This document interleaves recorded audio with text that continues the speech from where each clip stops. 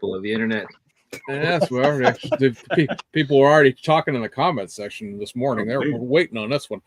Greetings and salutations, ladies and gentlemen. Welcome back to the Automotive Podcast. You know, build model cars, but sure does help. This is episode 22, where we're doing, well, 6 people on screen right now. I got one more waiting on, but we're going to try to action pack you here as we are 4 days from NNL East, where you can see everybody on screen should you show up. It is also, if you notice, up here on the your title when you were joining today, it is the happy Podiversary. When we had there he is. There's Mr. Kaiser. Last but not least. That's fine. The when we added Sean as our third co-host, this will be 1 year. Wow. Crazy. That was a good move. So that is we are celebrating our 1 year as this podcast on this episode too. I went back and looked, and it was our pre-NNL last year that Sean went this stuff. Gentlemen, what have we been up to? Me, absolutely nothing. Going left or right, Mr. Tester. I'm thrashing to get some stuff done for the show. Oh, top secret crap. Always good time. Marcos, what are you up to? Just finished the Supra with that body kit that Mr. Lewis Hicks gave me. I had to finish that one. I wanted to finish it before that, but then a couple of things came in, and between, like I told you before, James, that I'm still doing stuff for people. Mm-hmm. I had 2 or 3 projects going on for other people, and I finally got that thing done. I really wanted to have it for the NNL East, so that's a good thing. Wait a minute. Was that El Camino for somebody else? El Camino? The one that hit the wall? That was an no, that was a Beaumont. That was the okay. The Beaumont. That's right. Yeah, it had was that for somebody? Accident. No, it's actually for me. Oh, okay. All right. Yeah, so no big wheels. I was just using that Canuck 3D parts for it, and had a terrible accident. Not salvageable? It's salvageable. It's not gonna happen quite a while. So I'm saying that I hit it against the wall. It wasn't all that bad. I'm exaggerating a little bit, but it's still pretty bad. It's not that bad. Mr. Svensson. Oh, I am deep in the middle of thrashing to get stuff done for this weekend. I have my 72 Demon is almost done. It's about 95% done. And I'm almost done with another really cool project that I'll display at the NNL. No sneaks until this weekend. But I got an opportunity to be the first person to build all brand new kit. So I was like, and it's something that I was really excited about, something I really was jazzed and been wanting as a kit for a long time. So I'm excited to share that with you all on Saturday. Mr. Hicks. I got a Corvette I'm trying to get done. That's really about it. My first Studio 27 kit, and it was horrible. Yeah. They're not easy. Skill. Just a skill. Which Corvette is it? Bad Boy Vet C6R. Oh. Okay. Sounds like it's been a challenge. Just the decals, really. They were so brittle. They just kept cracking. You had to call James for that, bro. Yeah. You know a guy. Yeah. Just send it across the state of Pennsylvania there and just send like, hey. Yeah. Do my decals for me. I've had pretty good luck saving decals. Like if I get one that cracks, the first one that cracks, I'll usually just stop and then clear coat that whole decal sheet. And usually that will save it. Yeah. To bring any further issues. I was just being too stubborn. I refused to go clear them. Yeah. Mr. Steffens. I'm channeling my inner James stuff, and I'm not working on anything. I'm not rushing anything.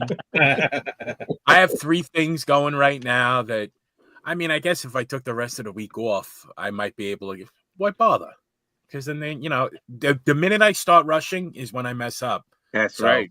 there's no point in rushing. There's always next year. There's going to be an NNL next year. So I'll worry about getting it done then. But I'm still working on my 2 charges that I've been working on for almost a year. Great. And my USAC dot, even though that group build was supposed to be completed last month. Yeah, I just watched the video you posted for that the other day, Frank. Oh, thank you. Yeah. Did you like it? Too. It's coming along. It's looking good. Yeah.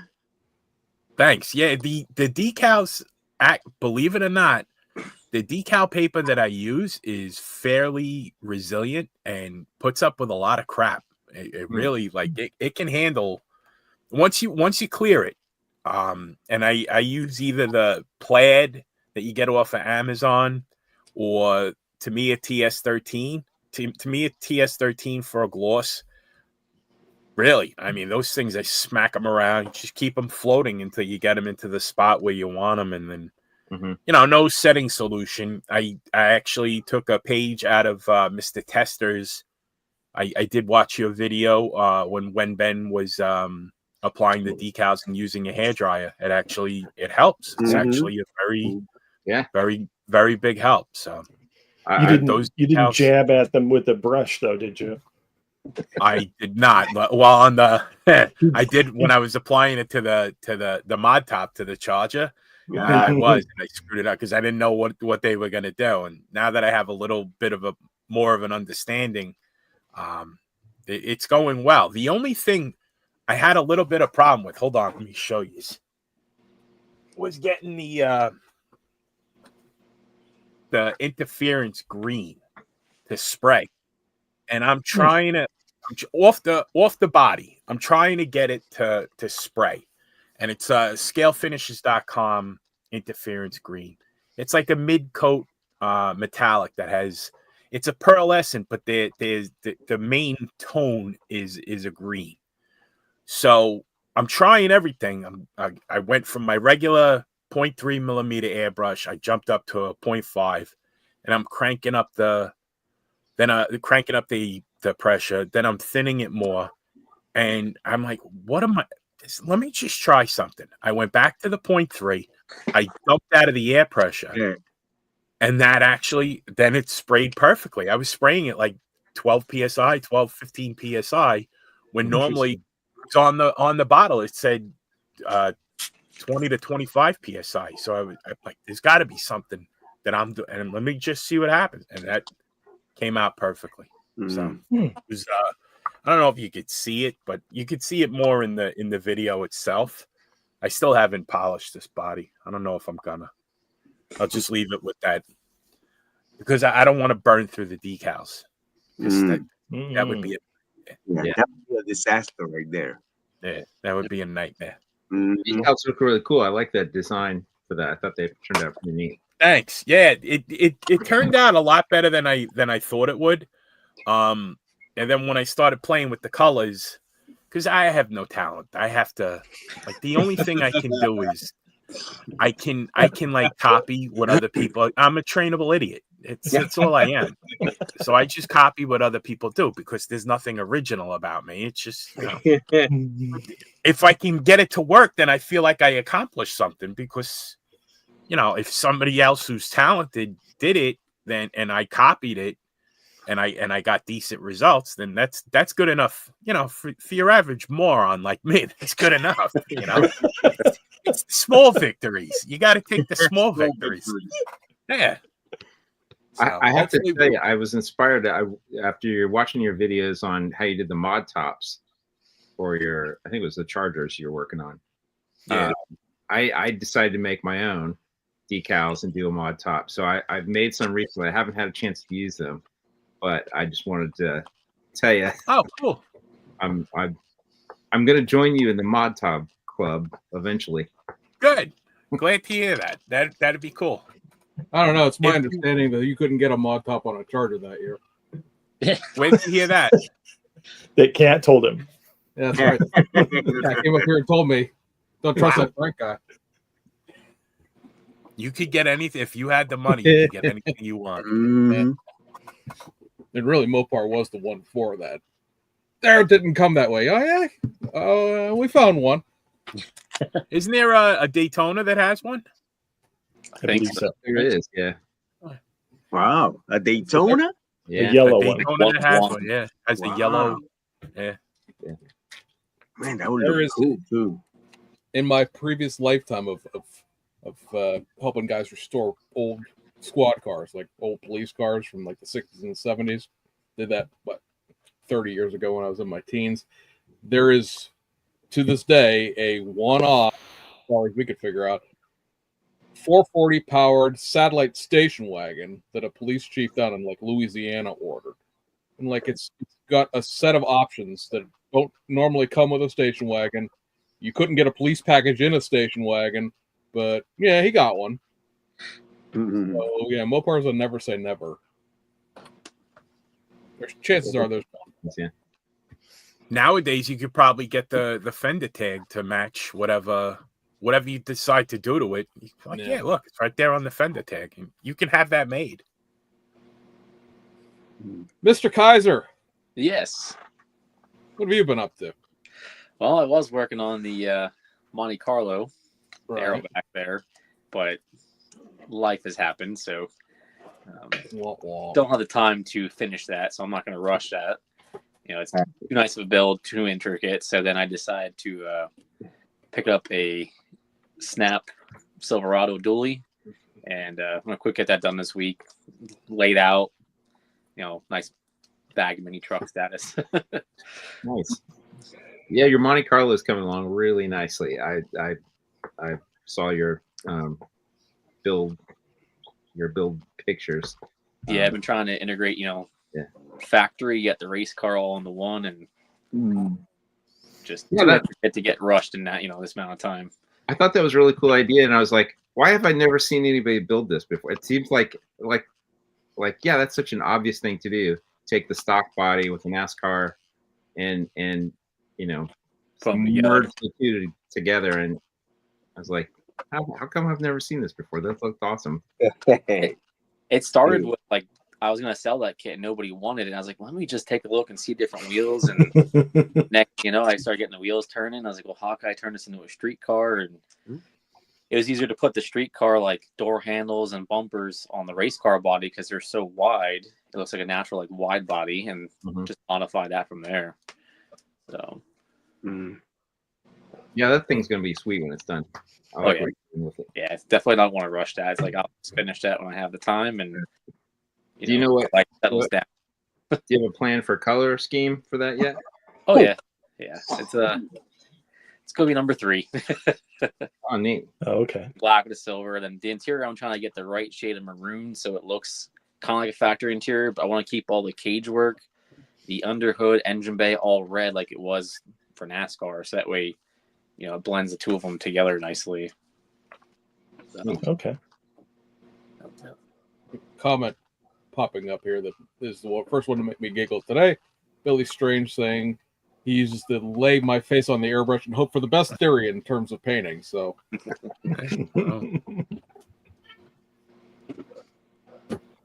Yeah, you can never tell. Like, you know, it's some things are just counterintuitive, and I had never used the interference paint from Scale Finishes before. You know, God forbid I should ask some people that would know. you know no one. Two You know experts no right one there. that can help you with that, right? Yeah, you know, just fumble around like an idiot down in my basement. Trial and error. I almost spiked my 0.5 millimeter airbrush. Almost spiked it. Like,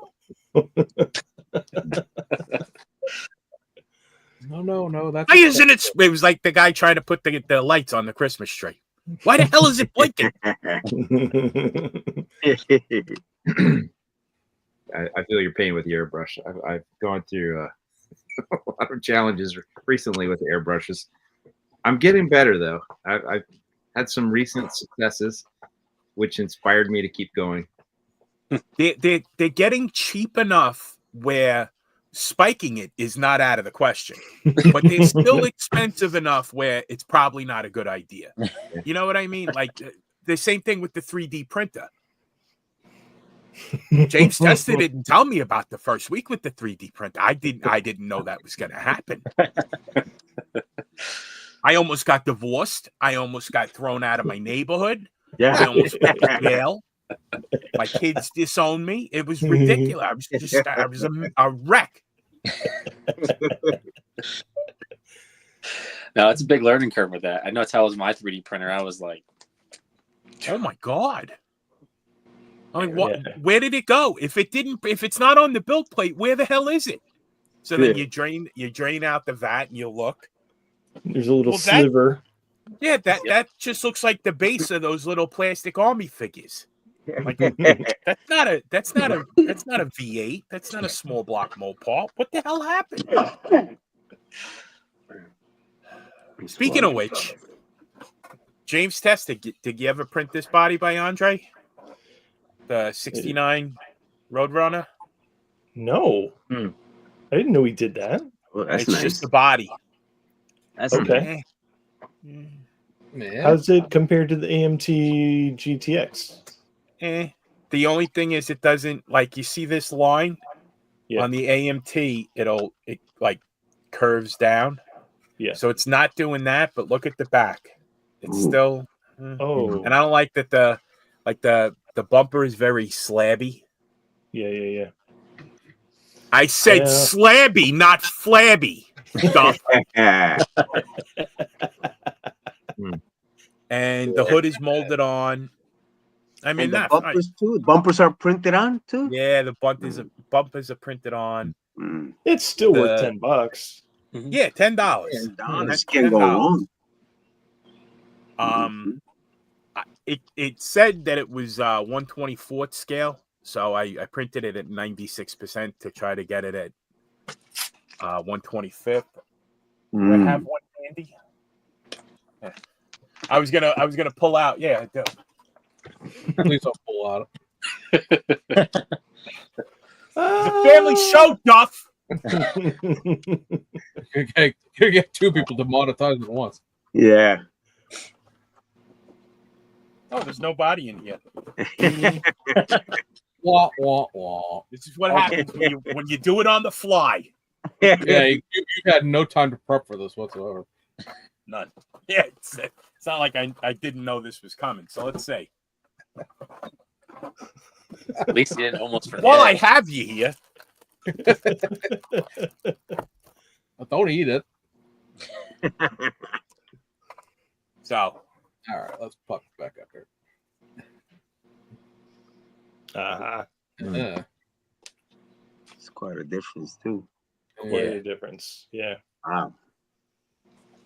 Yeah. and then we'll put them like this. Well, at So least you see how the rear quarters look a lot better. Yeah. look a lot better. Yeah. Because this one looks more like the rear quarters from the door line back.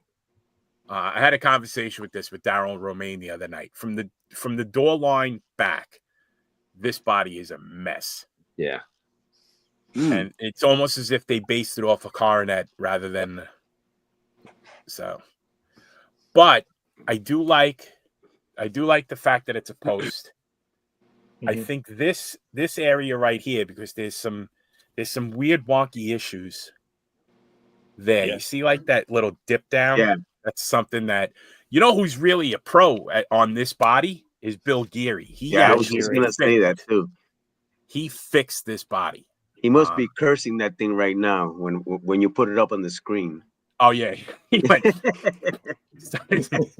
get that out of here. So yeah, I think you could kit bash it. Yeah, I think it looks like it might be a little bit. Yeah, dimensionally, all right. So it probably is a 1/24th scale body, and if I reducing it down to 96% of the original probably got me to 1/25th scale. Now the Johan kit we were discussing that. While shape wise, it's the best out there. Daryl and I think that it might be like a box scale kind of. It's like 125.5 scale or almost 126 scale. Okay. It's just slightly undersized.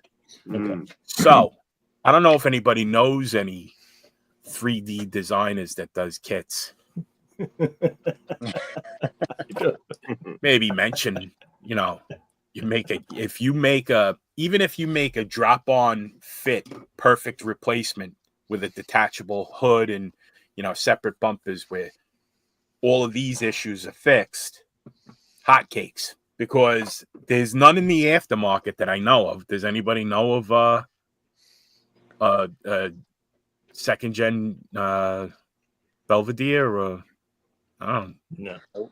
No, Is but it I was like, second or maybe is that many third? projects. Maybe he would do it. Oh, Yeah, rubber burns, that's a yeah. possibility. Yeah. And if they make it so that the kit glass is usable too. Now you're asking for a All lot. right. This glass stuff is what aggravates me. Yeah. That's the only thing holding back 3D printed kits. Yeah. For now. Glass. For now. Yeah, and it's 4 years from now, in the memorial of Frank Steffens. Remember when he said right before his heart exploded? Yeah. Remember when he said that the only thing holding back 3D kits? One of my friends, and I'd have to look on my phone to find out who it was. They printed in some headlight lenses in clear resin, didn't cure them, like you said, and he 2K'd them. Mm-hmm. Mm. And they were gorgeous. Yeah, Wow. I could see that. I could see that going well because 2K is not necessarily chemically hot. It's Right. terrible for your health, but it's not as a coating. It's not really. It's rarely going to affect whatever's underneath it, unless Right. it would fill everything, Yeah. every little scratch. Yeah. And you would have to paint like I paint 2K. Like I have to be careful that my bodies don't roll off the table like a football. That's how thick I lay that crap on. It's ridiculous. You used to dip it in the can. Yeah, might as well. Yeah. The syrup way. Yeah, exactly. I suck it through a straw. I go. I think I've seen your video. I think I've seen your painting videos. Usually some Russian music going on in the background. Maybe you should, just get a Tupperware tub and then you could just roll it in like they do in real cars. Roll it back out the other side. There we go. No panel lines Drip at the dry. end. Everything. Get out a little fine Sharpie, draw them doors back. Draw the line. That's it. Yeah, I seen that too. Jim. The guy that did the clear with the lenses and all that, which makes sense because I've already 2K'd over kit plastic glass and lenses and had no problems with it, the 2K. So would make sense. Mm-hmm. Is As long as that you or don't put reducer in it, you should be okay. What's that? As long as you don't add reducer, you should be okay. Okay. The So reducer no will reducer. make it hot, and it will etch glass clear parts. Oh. Right. Yeah, Thank probably you, depends on Lewis. the reducer or what clear, because the clear I use from Exalta, it's an airbait clear, it has Mm-hmm. reducer in it, and I've gone right over the stuff, no problems. So the U-pole and the Tamco that I use, like, it's aggressive enough that if my decals aren't laying correctly, I'll whack it on there, and it usually will melt the decals enough to start forming to the panels. Mm. He just said whack on, Duff. You don't jump on him. Yeah, it could be that too, Lewis. It could just be how hot the clear is or different things like that. Like, how I'm thick just it is. gonna I know let the them- I use well, on the let's- thinner side too. Well, let the two mechanic body guys fight with each other. I'm Yeah. not saying that. That is good. Yeah. Somebody throw it out in the parking lot while we're all in line on Sunday or Saturday morning. No, don't do that. No, he's right though. He's right though. It depends on what brand it could be, all that stuff. What temp reducer you're using, all that will all affect it. Mm-hmm. But don't you have to cure that air? The air clear, water based? Yeah. the air clear I have is still normal solvent based, and it's 30 minutes it dries. And if I put it inside my dehydrator, like it's fully cured in a half hour. I could be assembling it and touching it, buffing it, no problem. It's meant for like like if you're in a body shop, it's meant for like you forgot on a Friday, you forgot to paint a door handle or a mirror. You're like, shit, we have an hour till the car gets delivered. They'll use that, and you can be assembling it, touching it, put it on the car. It doesn't need a forced drying to make it dry. You can just do it by air. But if you obviously use a forced dryer, air heat of some sort, it'll dry faster. So before you jump to that high build, just know that stuff normally hardens extremely hard. So polishing might become a problem. Yeah, sometimes. Yeah. I haven't had too much of a problem with the polishing on it. Yeah. Well, polishing's always a problem to it too. What's that? It depends on how quick you get to it too. Yeah, I use the Axalta stuff, HC776. So it's expensive for a gallon of it. I got it for free when the body shop was changing paint lines, and I'm not even halfway through the gallon yet. So, man, what abrasives do you fellers use to polish? I use the God Hand pack that's like 2, 4, 6, 8, and 10. Okay. It's the 6 millimeter thick sponge pad. Mm-hmm. Works for me. Yeah, I just started using Trizac. Yeah. I use whatever they have at work, and I take it home with me. But you remind them to deduct it from your paycheck, Ryan. Yes. You're on the internet. It's not like these people in the comments are savages or anything. Yes. Even when I buy like little ounces of paint, like I have a brown metallic for a 35 Roadster, all that stuff I painted. The Earnhardt car, it's a poppy red, it's a Ford color. I buy it from work, same thing, pay for it. So, yeah, of course. It reminds them. Now you're making poor man defend himself. No, somebody, because I use these, and we use these at work. These are Kimtech Science wipes. They're like they're tissues, but they don't leave lint. Right. And we use them for cleaning fiber optics when we're splicing them.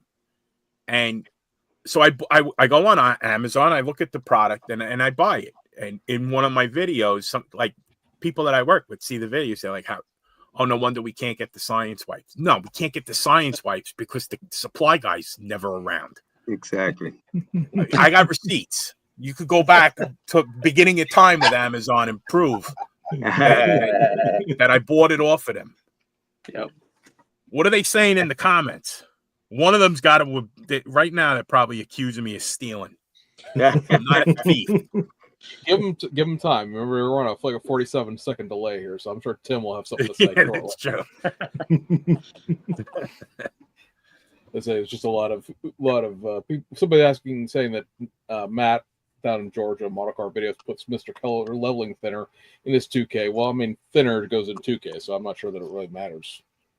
I had an issue with that just once, and I'll never do it again. It cracked almost a month later. Sounds like you were channeling your inner Frank Steffens. Yes. That's the kind of stuff that happens to me. Oh, so that's the benefit of not building anything. Nothing can ever go wrong. That's the spirit, Duff. Onyx says Frank is only stealing if he gets caught. So. Nope. I don't want to. I'm too close to the finish line. I don't steal nothing. I don't steal. I really haven't. Not from there. Since I have you all here, flocking, embossing powder, adhesive felt. What's your favorite carpet? Embossing powder. I like embossing. Embossing, yeah. It's just more realistic. Okay. I started doing the peel and stick. Ricky turned me on like a real thin one, and it has been very forgiving and pretty awesome. And it's really thin; it's not thick at all. So it's been a. Where do you send me a link? Stuff, but yeah, it's on Amazon. I'll send you a link. It has a whole bunch of different colors. Yeah. Oh yeah, you were showing that to me. Or like for a quick curbside, you just want to make little floor mats or something like that. It's like perfect because you just cut it out with scissors and it's real thin and. Nice. Like that. Brian, how was Ricky's Model Cars and Coffee? How was that? It was good. That was good. For that first was real time, good, guys. it was really good. I thought you were going, Frank. I was going to try to go, but it was like the day after Replicon, the Long Island show. and I remember that. That's a 5-hour ride, and then for a Sunday, and then I got to get up for work on a Monday. Yeah, it takes an act of Congress to get me out of bed on Mondays. Oh man, much less if I'm driving 10 hours the day before. Yeah, it was good. I'll though. try. It was very good. It was very good. Yeah, I'd like to make my way to one. Yeah, I gotta start traveling more to get the shows. I don't know if I'm gonna. Acme might not be possible this year for me. Only because I'm burning through my vacation time like a hot knife through butter, but that's besides the point. I might go up to Classic Plastics up in Massachusetts because that's more realistic.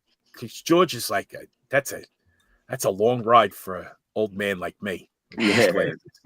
I drove down last year. We towed a truck down there, 14 and a half hours one way. Oh man, that's a lot of time, man. Yeah, wow. we were pretty beat driving down and back. Yep, we did 40 hours of driving round trip. Everything. That's crazy, bro. Yep. That's dedication. I'd have to schedule it around a week's vacation. That's what I really would have to do, and then stay down there or fly. Yeah. Who here has the longest drive to the NNL? What's 7 hours. It's going to be you, probably. Yeah, probably you guys. Mine's 9 hours. So you. Yeah. Oh, that's right. Yeah, I'm like 2.5 for you. Me. Mine's about 2 hours.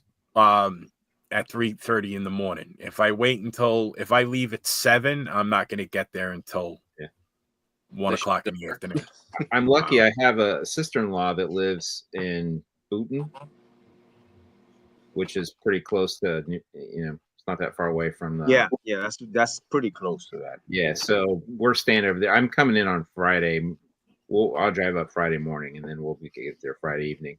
And then my wife and I, we always come together. My wife, she'll hang out with her sister on Saturday, and then Sunday we're gonna go in New York, and we'll see a show and do some other stuff. Good. That's good. Make it I'm home on Monday, so yeah, it'll be a weekend for us.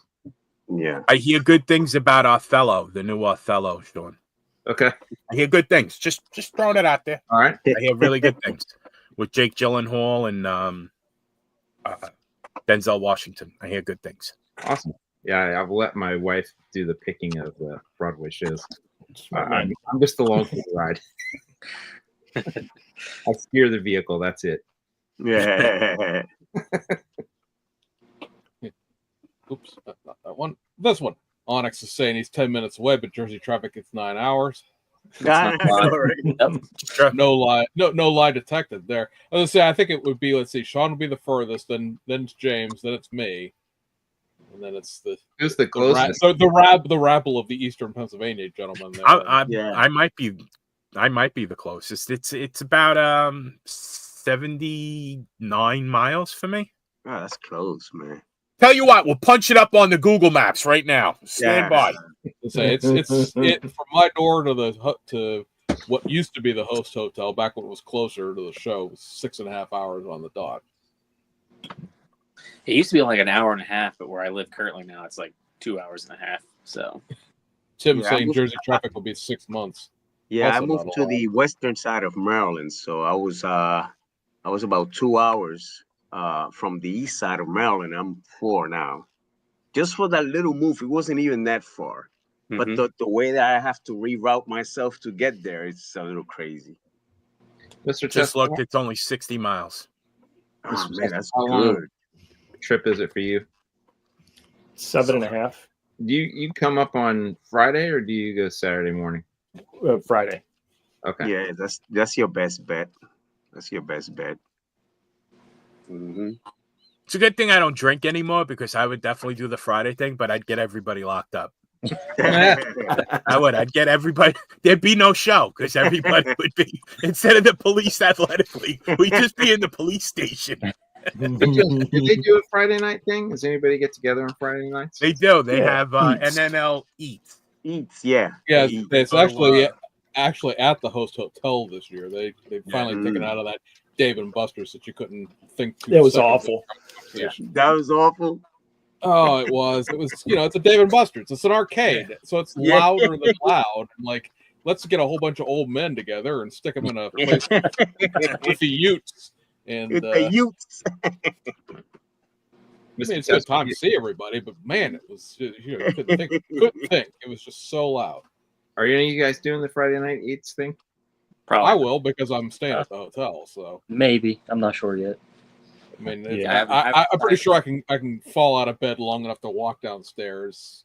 Yeah, I'm See doing who's it at there. home. Wifey's cooking, so that's my Oh, well, Friday hang night on. eats. Detour to Maryland. Yeah, Cruz's house. Home cooking. Yeah, I haven't decided if I'm going to George's house to stay over Friday night or if I'm going to drive early morning Saturday yet. So it all depends on that. Mm-hmm. Yeah, Dean. It's Dean's asking social gatherings at the hotel. Yeah, there's a restaurant in the hotel. It's an Embassy Suites. It's best free breakfast anywhere, but that's beside the point. And so, I mean, they'll make you like omelets and stuff at the breakfast. Mm-hmm. It's not one of those. Oh, hey, look, 6-month-old Danish and some cold stuff calling oatmeal. There. How early do you guys usually try to get there in the morning for NNL? We're gonna leave around 9, so we'll get there about 6. Let's say I gotta leave at 3:30 because I helped set up. Let's say I'm Yeah, he working has to be there early. working Thursday, come home, let the dog out, and then leave. So I should probably be in Jersey Dogs out. by like 3 or so, and then hopefully I can get a couple hours of nap because I'll be up all night. Ryan. Just whacked my phone. Let's say I laughed, I cried, I only needed the edge of my seat there. Jeez, you went all the way around in a circle. Yep. Leave it to me. Is there anything you guys are particularly excited about seeing, or anybody you're interested in meeting? Clay Camp. Splash Paints is going to be there, Yes. which I haven't seen Sam Yeah. since I was in Arizona. So Is Yeah, Marcos Cruz MCW directly above me? Yeah, Yeah, He's directly above me. So Yeah. I'm looking forward to meeting Cruz. yeah, same here, my brother. Same here. he was there last year. I know, he but was. I have a picture with him. Yeah, I know, yeah. but Frank was all over the place. I just didn't get to see him. That's all. I was It's running amazing around how not quickly things taking go by. pictures or video. he I was was running camped around out in being- front of his models, hoping somebody would come over and look at him. Wow! Holy mackerel! James Tester checking in. Wow! Wow! Et tu, Brute? Jeez, I expected it from Duff, but wow! All right. Mr. Hanscom saying that MCV Products is going to be there this year. Oh, that's cool. Oh, that's good. That's cool. He's got some good stuff there too.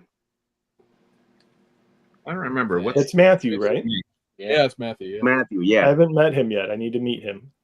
what do they make? Yeah, me neither. I haven't met him yet. It's 3D printing stuff, 3D printed stuff. engines, wheels, whole shebang of stuff there. Nice. I tell you, that 3D printing, it's taking off, huh? Now I'm telling you. I was the first one. There was a guy I used to work with about 8 years ago. He was like, "This is the future." He goes, "You're going to be 3D printing." I go, "You're out of your mind," because back then everything was FDM. There wasn't really a lot of resin printers on the market. And if it was resin printed, it would it looked like it was crocheted. That's how bad it was. Like the resolution was so awful. Yeah.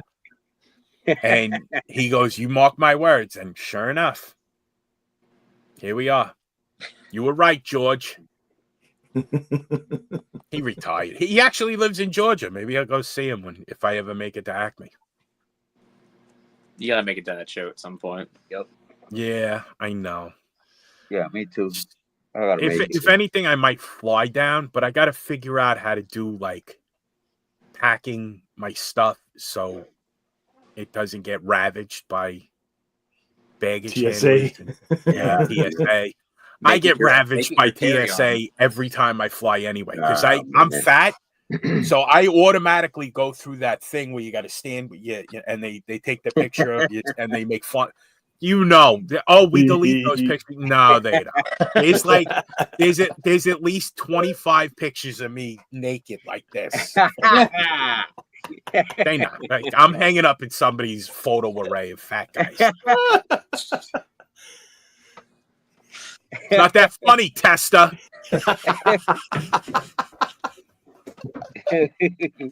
Jokes write themselves there. I'm just gonna let that go. Yeah.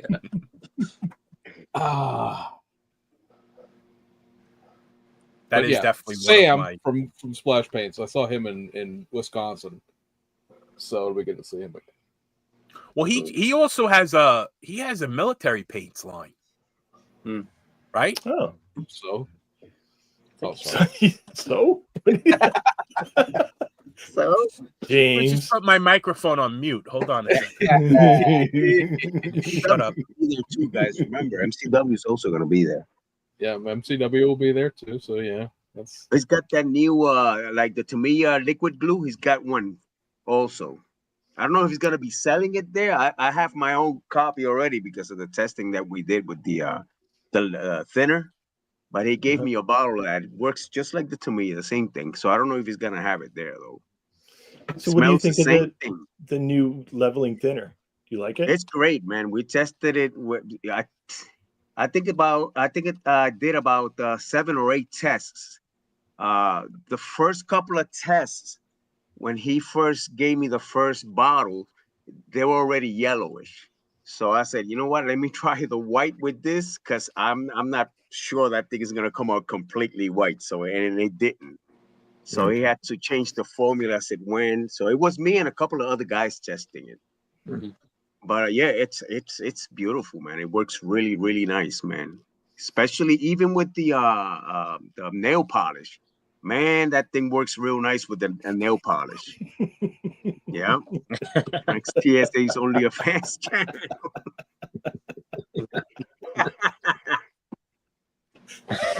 We're laughing with you, Frank. We're not laughing at you. Let's say Tim will be there. Smack him in person. You know he's gonna be there ready for you. Is Tim definitely coming? I don't know if he's definitely coming or not, but I'm just saying he was there last year. So Timberly, are you going to be there? Answer. Demand answers. Demand answers. Because last year I met Tim. I met Bob Jernigan. Yeah, I me met James Duff and Sean Svensson and Lewis Hicks and Ryan Kaiser, and then nobody else important.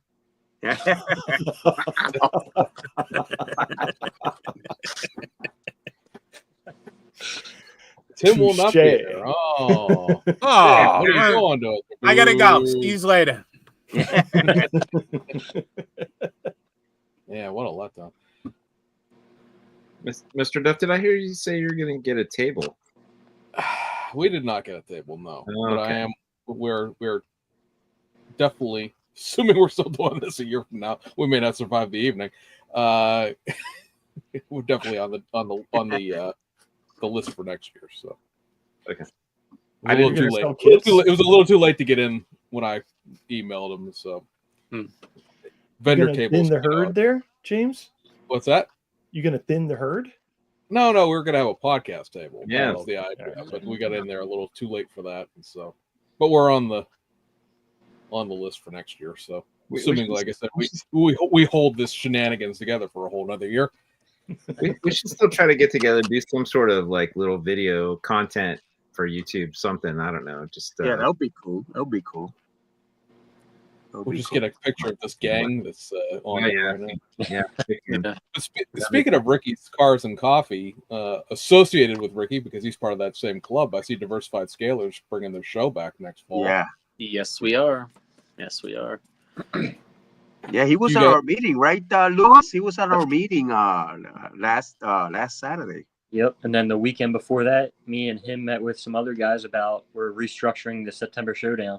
Yes, that's pretty cool. Awesome. Oh, that's right, because that's Len's last year doing it, right? Yep. Got a new venue. We're moving into a Saturday. Really nice venue too. Nice. Awesome. Nice, cool. Are you insisting on keeping it way the hell on the other side of the state, even though your club's in the middle of the state? There's going to be an announcement made about that is going to make more sense on the location, but it is not far from where it was. Okay. All right. So it's just sort of been the weird part of like, oh, we're at Central Pennsylvania Model Car Club and we hold our show. I know, right? It's like it's back when the Cleveland guys over here used to hold their show in Toledo. PA is a big ass state, man. PA is a big state. Yeah, it is. It is. I kind of guess like because Len's all the way near me, he's all the way in Easton, so like to him that's like halfway probably. Yeah. You know. Yeah. So whole discussion of my local hobby shop in the chat there. So yes, Auto Modeler. Speaking of Auto Modeler, since you guys are talking about it in the chat there, Mr. Betker is going to be at NNL East. I don't understand. I don't want to say I don't understand why, because that sounds cruel, but I've talked to him in the past about going there, and he didn't really particularly appreciate the last time he was there, and now he's going again, so whatever. Oh, so I have a whole group of people on here, and this is always a good time when we do it just the three of us, but now there's an additional whole bunch of folks here. So speaking of new kits, let's start with this one, because I think this will amuse the general public. Now let's see, we have a big delay. No, we don't. Okay, cool. That's that 120, 125 scale thing. Yeah, so this was shown. We'll probably see it again in NNL East. I assume that Revell will be there, but this was shown a couple weeks ago in Indianapolis. So this is an '85 GMC Jimmy with the throwback to the high roller box art from the monogram in the 1980s. But yeah, this is the next version of the Stranger Things Blazer. Yep. Okay. Mm-hmm. So a new, makes sense. Throw a new grill in here, throw some wagon wheels, throw a different light bar. Although this now explains why there's a bunch of clear circular lights on the clear parts. Mm. So We should do like thumbs up. Everybody should do thumbs up or thumbs down on these new kits. Yeah, I know, right? right. I do appreciate Where are we at? Thumbs up. I appreciate the 1980s throwback Yeah. decals here, because this has become a thing on like regular cars. Mm. Like the Broncos all have the 80s throwback.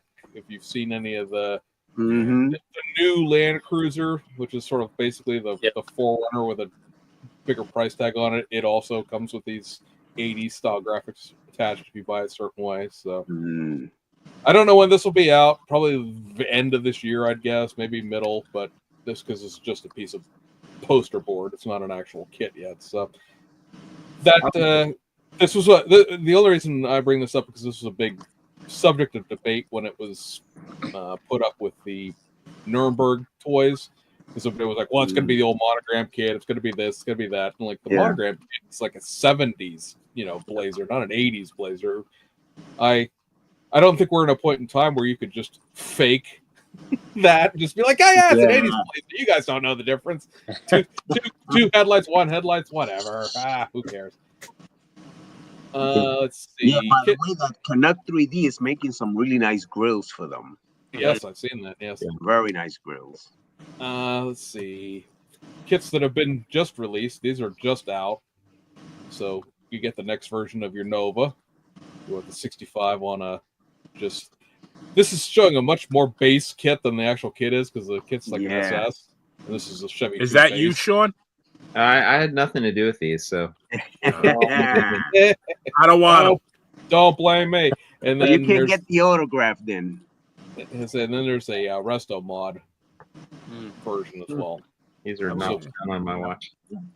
So, I would definitely. I'm a thumbs up on these. Yeah, I'll be grabbing at least that. I like them too. Nah. Didn't like they do a the Resto mod, or was that a 66? 64. 64. Because they've done the 64 SS and then they did a 64 Resto mod. So now the gasser chassis will fit on any of these too. Okay. I say the 65s have new grills, and I assume the other requisite parts that make them 65s. I don't know my Novas well enough to know, but I know the new grills are in there, so there's that. I like this. Cool. Looks cool. And then Frank, let me stop sharing for a second. Frank, you want to hold up with you just showing there your autograph box?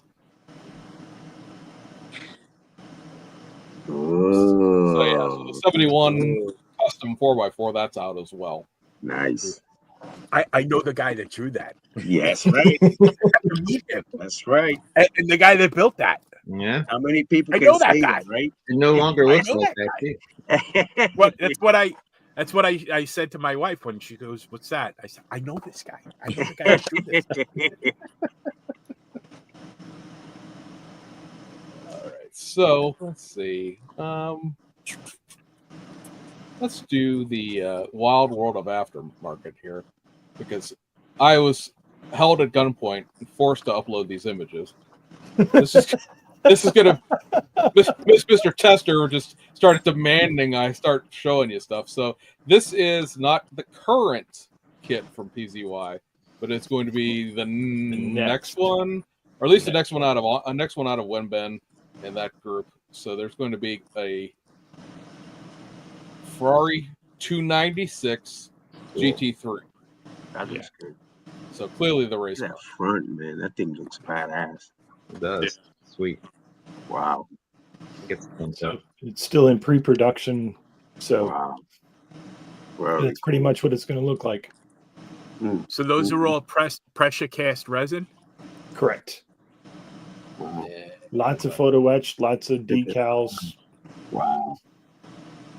And with the tariffs in place, what will this cost to have shipped? James? Well, let's see. 1,400. Yeah, 1,400. Let me get out of this. Let me do Three Let's say about 10 years worth of model car budget right there. Well, I just want to have something in the background here, so there's something to look at while I do math. So this is the layout of the parts. So I'll give you an idea how the kit breaks down. Mm. And in the meantime, let's see. The last time I bought a kit off of those guys directly, it was $211. And now there's going to be, let's see here, a 120% tariff on that, thanks to the current administration. Orange guy. Let's see. I didn't do that right. 211 Carry the one.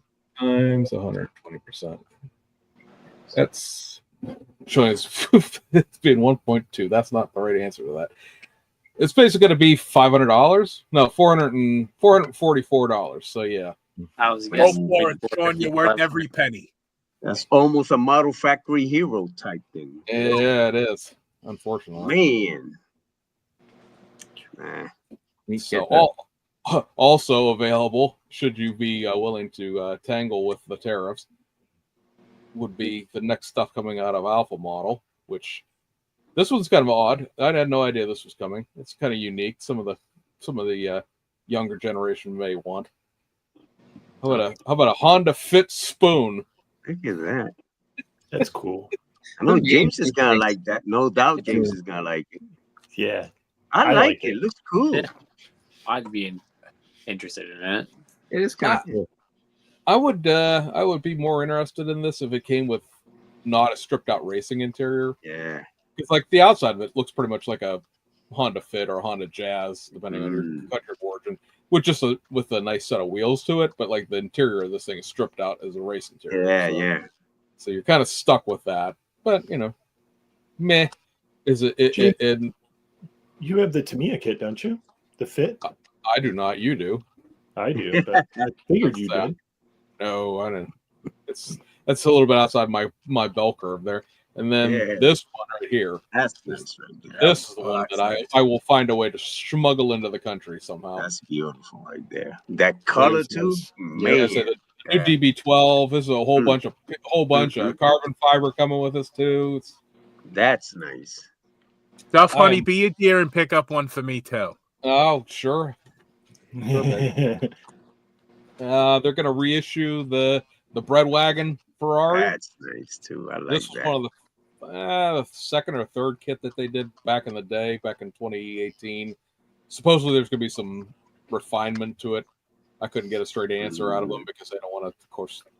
Apparently I blather all over the place. I don't know. Like this guy will occasionally show me pictures of like stuff that's like 6 months in the future.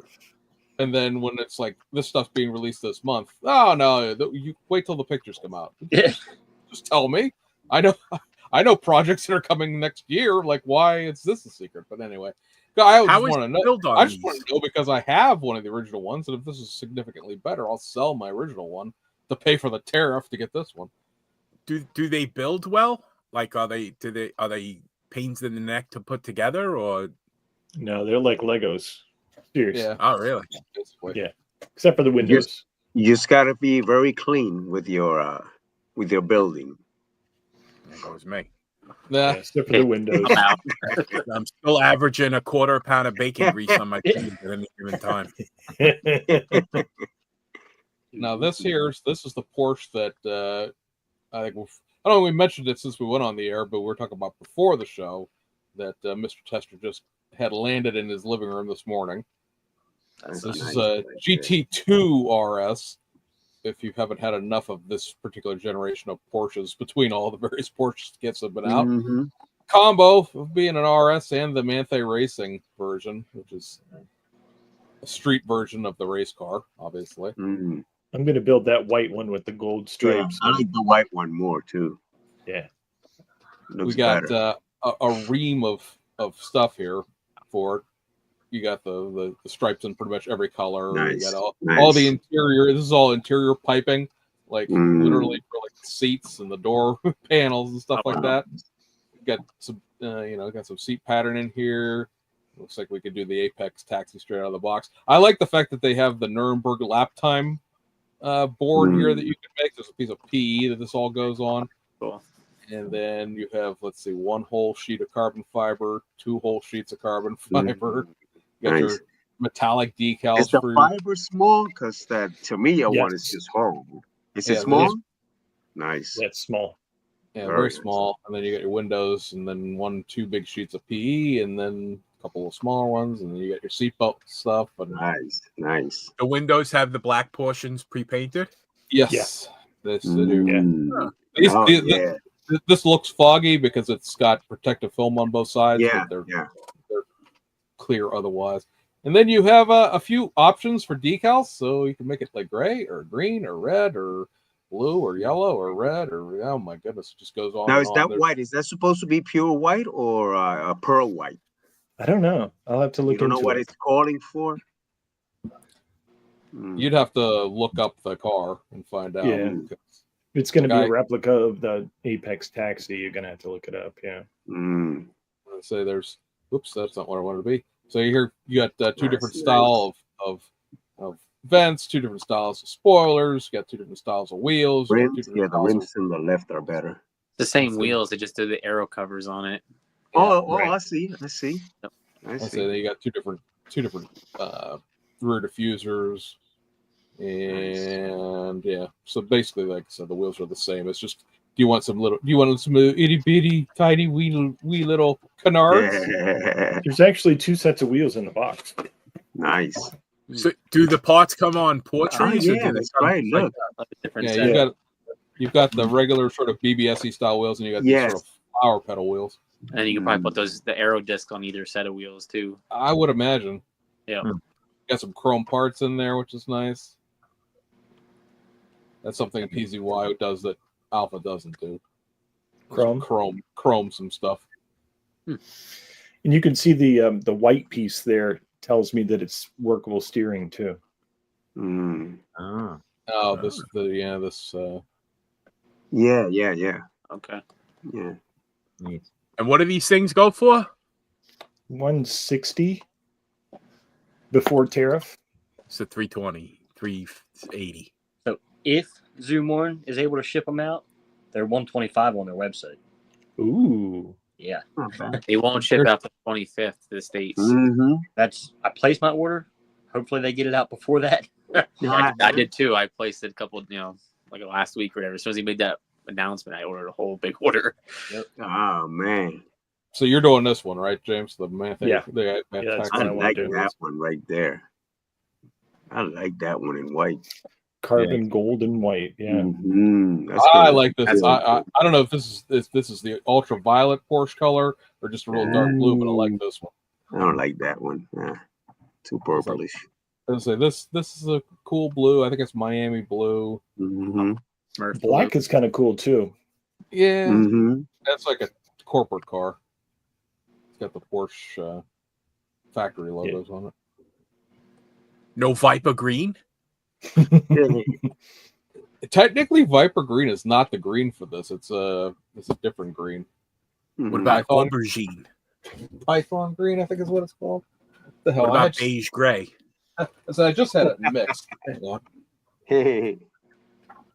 Oh, that's right, because you want to do the wheels.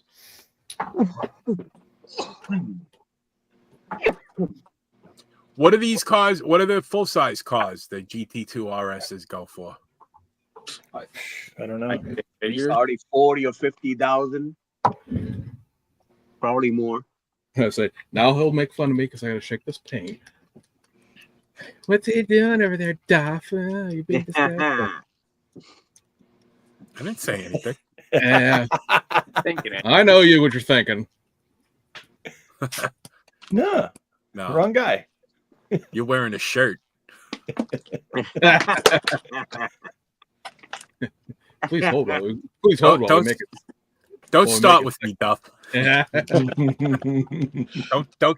Don't put a nickel in me. Watch the cat scratch him. Python green is what this green is called. I'm not gonna sit here and shake it, but that's the green that's in the Porsches now. I have an entire what is this, a 10 mil bottle with the paints and wheels. So yeah, that's $6. What the hell? And now there's a bunch of disgusting shake comments in the comments.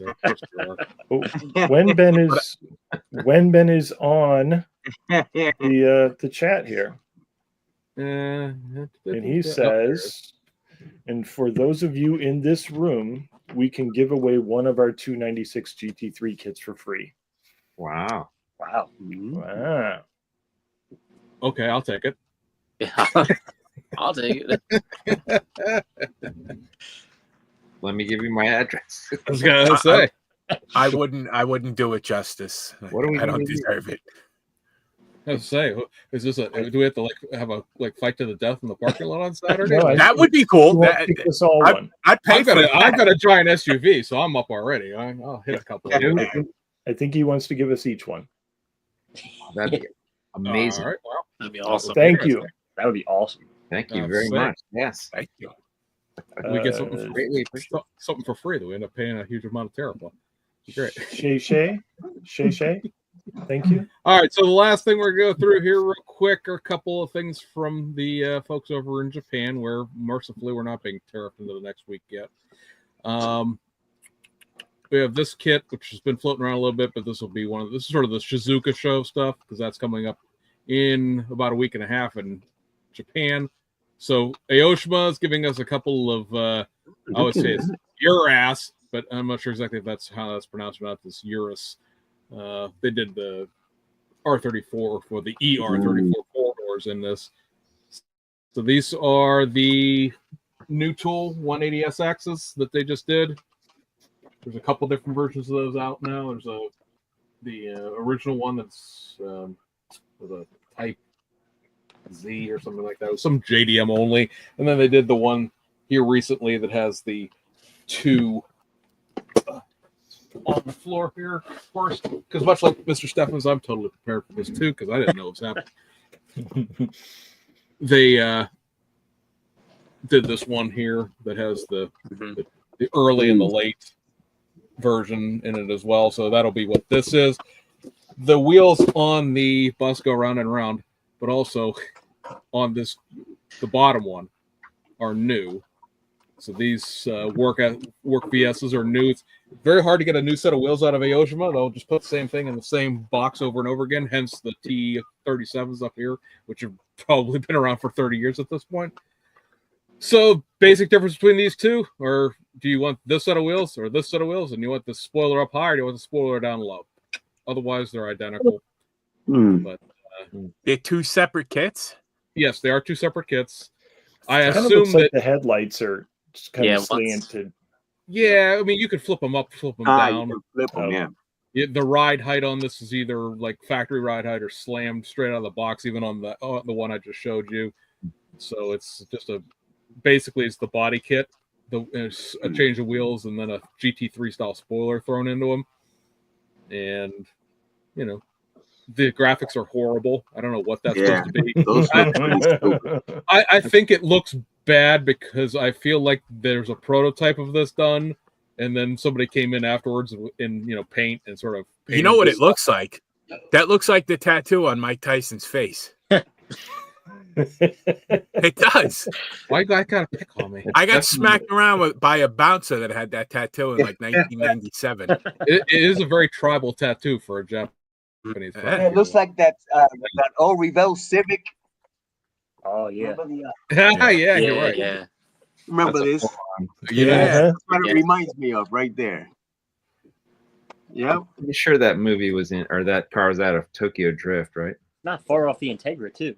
Yeah, the Integra. Weird. All right. Well, apparently it's more period graphic than I'm aware of. So that's why we have everybody here, because they can all be like, "No, you dumbass, that's actually period correct." It was tryouts for Fast and Furious. All right. From about 2000 era. As tends to be the biggest amount of kits are coming out of Hasegawa. This is nice. another Mitsubishi GTO. This is another one of these. Oh, look, it's got a chin spoiler. Yeah. So I'll give it a thumbs up. Yep. I like it. Yeah, I like think those old Japanese type cars. Right. Like that. it looks like I a like that. Mopar muscle car made by. Japanese. Yeah, with the hood scoops and stuff. Yeah, I can see that. What brand car is that? Is that a Toyota? It's a Mitsubishi. Mitsubishi. It's a Galant. My So this fourth would be- grade teacher had a Toyota that looked like that. Yeah. So this would be Probably a Celica. a Mitsubishi Galant 2 generations before the Evo series started. Galantathon. Mitsubishi thought. Did they have those commercials near you guys too? Galantathon. I think that's a New York thing, man. Yeah, that's an East Coast thing. The actual story behind the 1.1 on this, why it looks so much like an American car, is because the Mitsubishi sent their head designer to LA to design school here. And so a lot of the influences of the 60s muscle cars went into what they were doing with this car. So it looks like that because it looks like that. If the back end of it, it looks like a Mustang. Yeah, Front like end the of it looks Celica. like When a- they did the looks like a little Celica, they went by the Mustang. Yeah. Yeah, it's got a very cool bottle shape if you've never seen the inside. Mm-hmm. That's coming. I've always liked them. That's a curbside. As curbside. Yeah, I'm sure it is. Yeah. I'd say the hood's separate, but that's just because the hood's interchanged with all the different trim levels they've done with it. LS swap. Another R32 GTR. This one's for the 91,000 kilometers of Bathurst. So Didn't you show this already? No, I did not. There's this version of the RX-7 coming. So this was a new tool 2 years ago, and this takes all of the over fenders and crap from the race car kit, puts them into the street car. That's more like it. I like that. Yep. So this is I say it's basically like I said, it's a road car. There's no racing interior to this, but this is all the outside is everything that's on the race car. That's a wheel change away. Yeah. I know, right? Yeah. I mean, For those sure. things look small and they just don't cover Yeah. anything in there. No, unfortunately. Marcos, you built that Mazda, didn't you? I built, but it was the Hasegawa one. That's what this is. Remember that nice blue one? It's but it's this one is, was it the Hiroshima? Yeah, Hasegawa. Yeah, I built the Hasegawa one. Yeah. As a matter of fact, I just ordered one last week. It just came in. So Okay. So there's that, and then but it doesn't have those flares though. racing version of the new Civic. Yeah, I will be getting that. Nice. And That's nice. I like that too.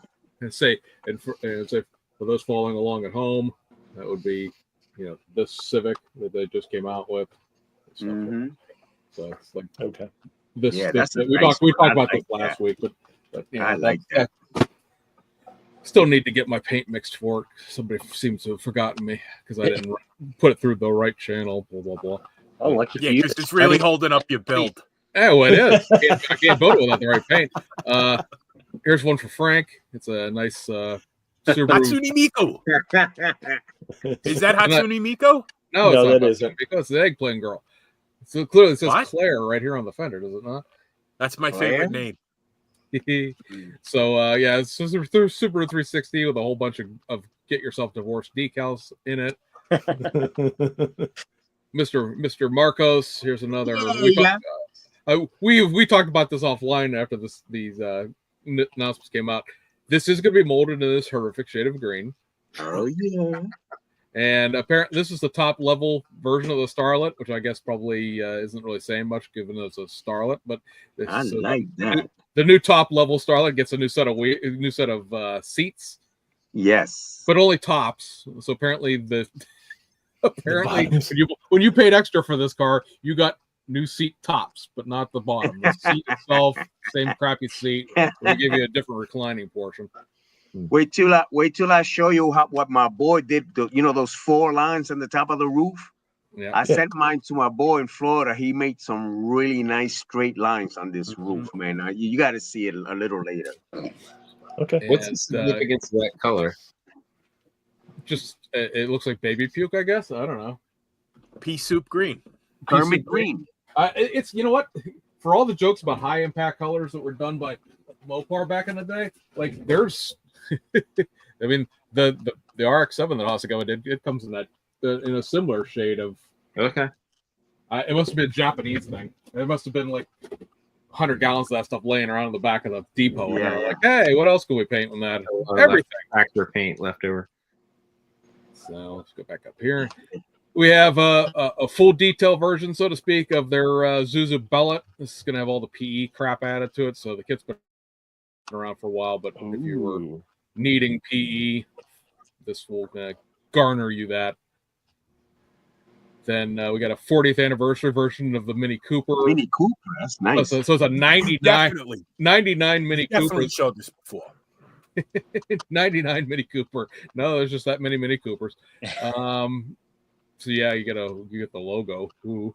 Oh yeah. So Celica in its liftback format, in its ST format, which is of course a down trim version. So you get steel wheels and some appropriate badging for that. Then you have this late version of the Isuzu 117, which comes with a new set of wheels and another screaming chicken decal from the there. So that's always a good time. Like Mothra. Reissue of the the Impreza. This particular version of this was a stadium race thing.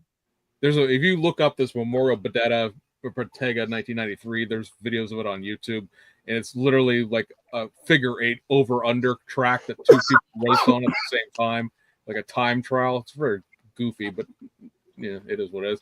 And then you have this rally car, which is another reissue through the new wheels in here. Is there a street car version of that? The 240 RS, yes, there is. Okay, you have to do that because grandmother had one growing up, and definitely got to build one. There's there's a street version as a Sylvia. There's a street version as a Gazelle, and then there's a street version of this, which is the rally homologated version. So your choice. Dig those boxy flares. It looks a little bit like a Cutlass. It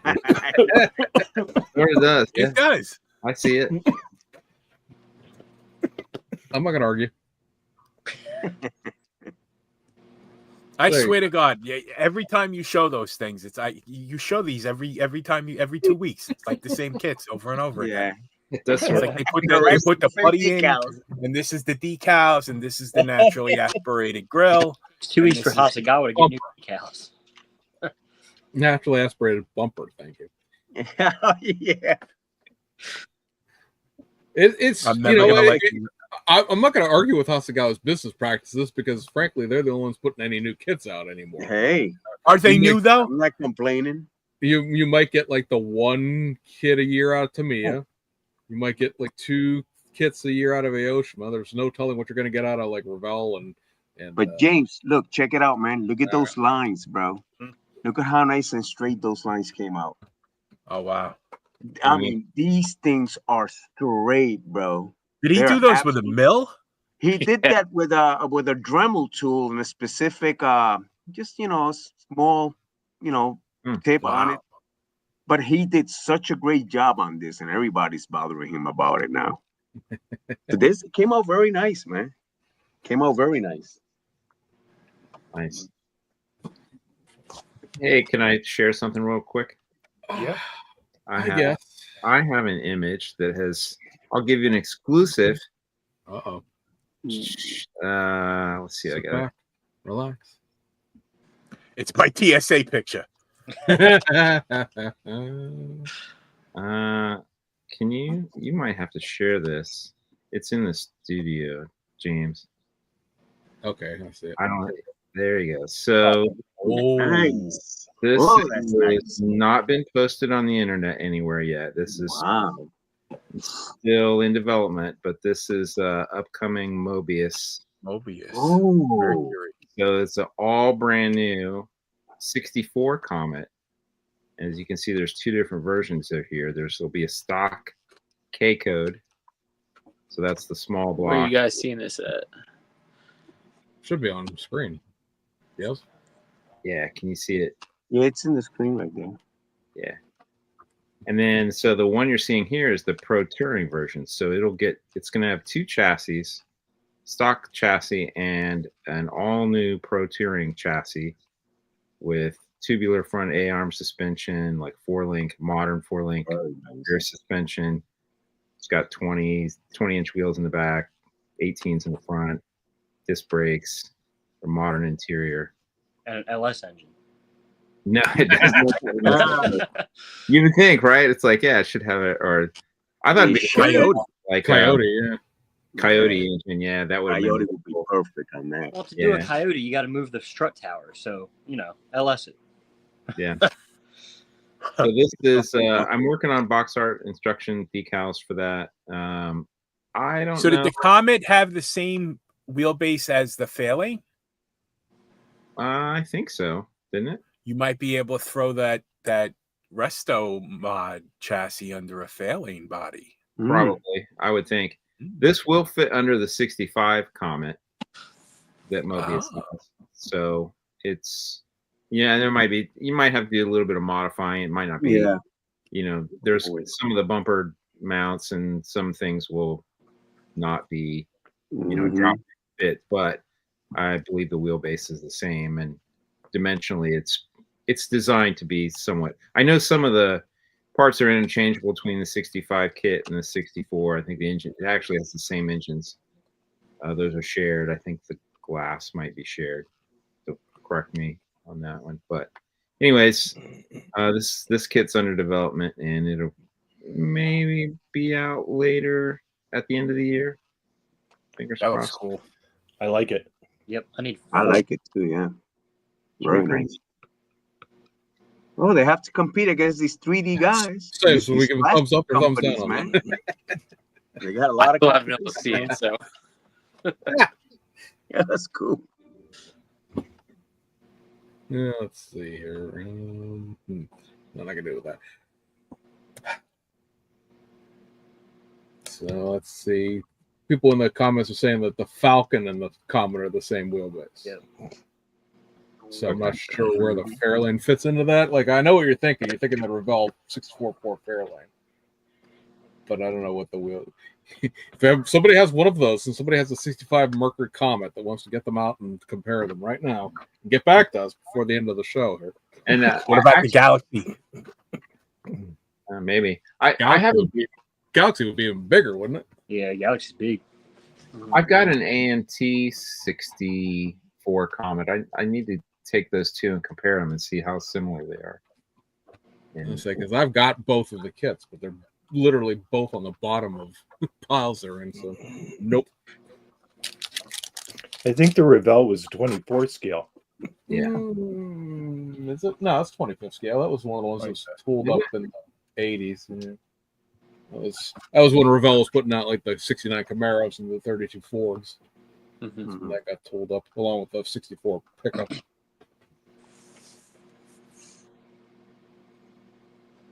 Anyway, moving on. Sean's got us all gobsmacked. Thank you, Sean. Everyone's staring at the stashes.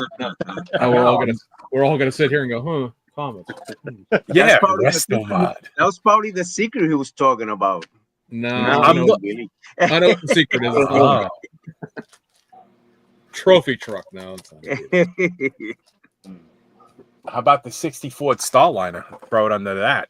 What am I talking about? I'd screw it up any. Get these two to do it. What's that say? I would have put it under a 62 Ford Thunderbird. Yeah, I think that'll be a neat chassis you can throw under a lot of different things. Yeah. I believe, if I'm not mistaken, from talking to the guys at Mobius, that is literally the first legit pro mod chassis that's ever been done. Right. Yeah, those body lines on that car is beautiful, man. Beautiful body lines. Even if the chassis itself doesn't fit underneath things, all the What about the tested suspension Shizoom? components and whatnot? The tested Shizoom was the first resto mod chassis. It's the Shizuma Yeah, that was crude. Listen, we can was we a- can fight it. We can duke it out in the parking lot on Saturday. It's supposed to rain. Settle it with fisticuffs. I'll bring one of those umbrellas with a little poison dart. Why? Why are those 7 guys fighting? Something happened on Monday. Don't worry about it. They got their own thing. I'm holding their spot in line. Don't worry about it. Oh, the fat one just went down. Oh, he's out. Which He ain't getting up. Which one? He's I holding need down to- that little hill before you go to the back. Tim The fat says the piss. Shizoom chassis sucked gloves on. It did. It did. No argument. But it was the first kit. When did that kit come out? Oh, God. Man, Right around the time you were. late Yeah. late 90s, I think. late No, 90s, yeah. you think? Mid 90s, maybe. Ah, No, about 97. Yeah, I would say 97, 98. Yeah, okay. yeah, that's probably about right. I actually saw that car in person in Columbus. I think they had drove it across country, and it was. Well, I remember it was I think we had a good guys event here. Mm. The Chizoom by Boyd kit, so take scale mates for what it's worth, was a new tool in 1994.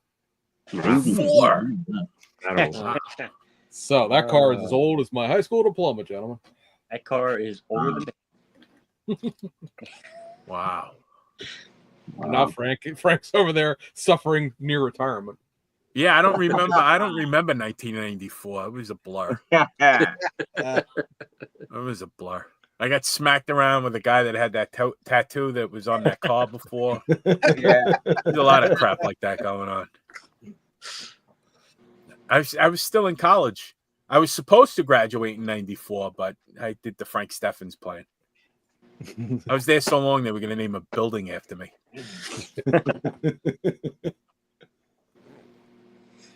What else you got? What esoteria from Asia? What else is there? Stuff. Tim is saying he pro froze? tip: who can make the Shizuma stock 57 Chevy? I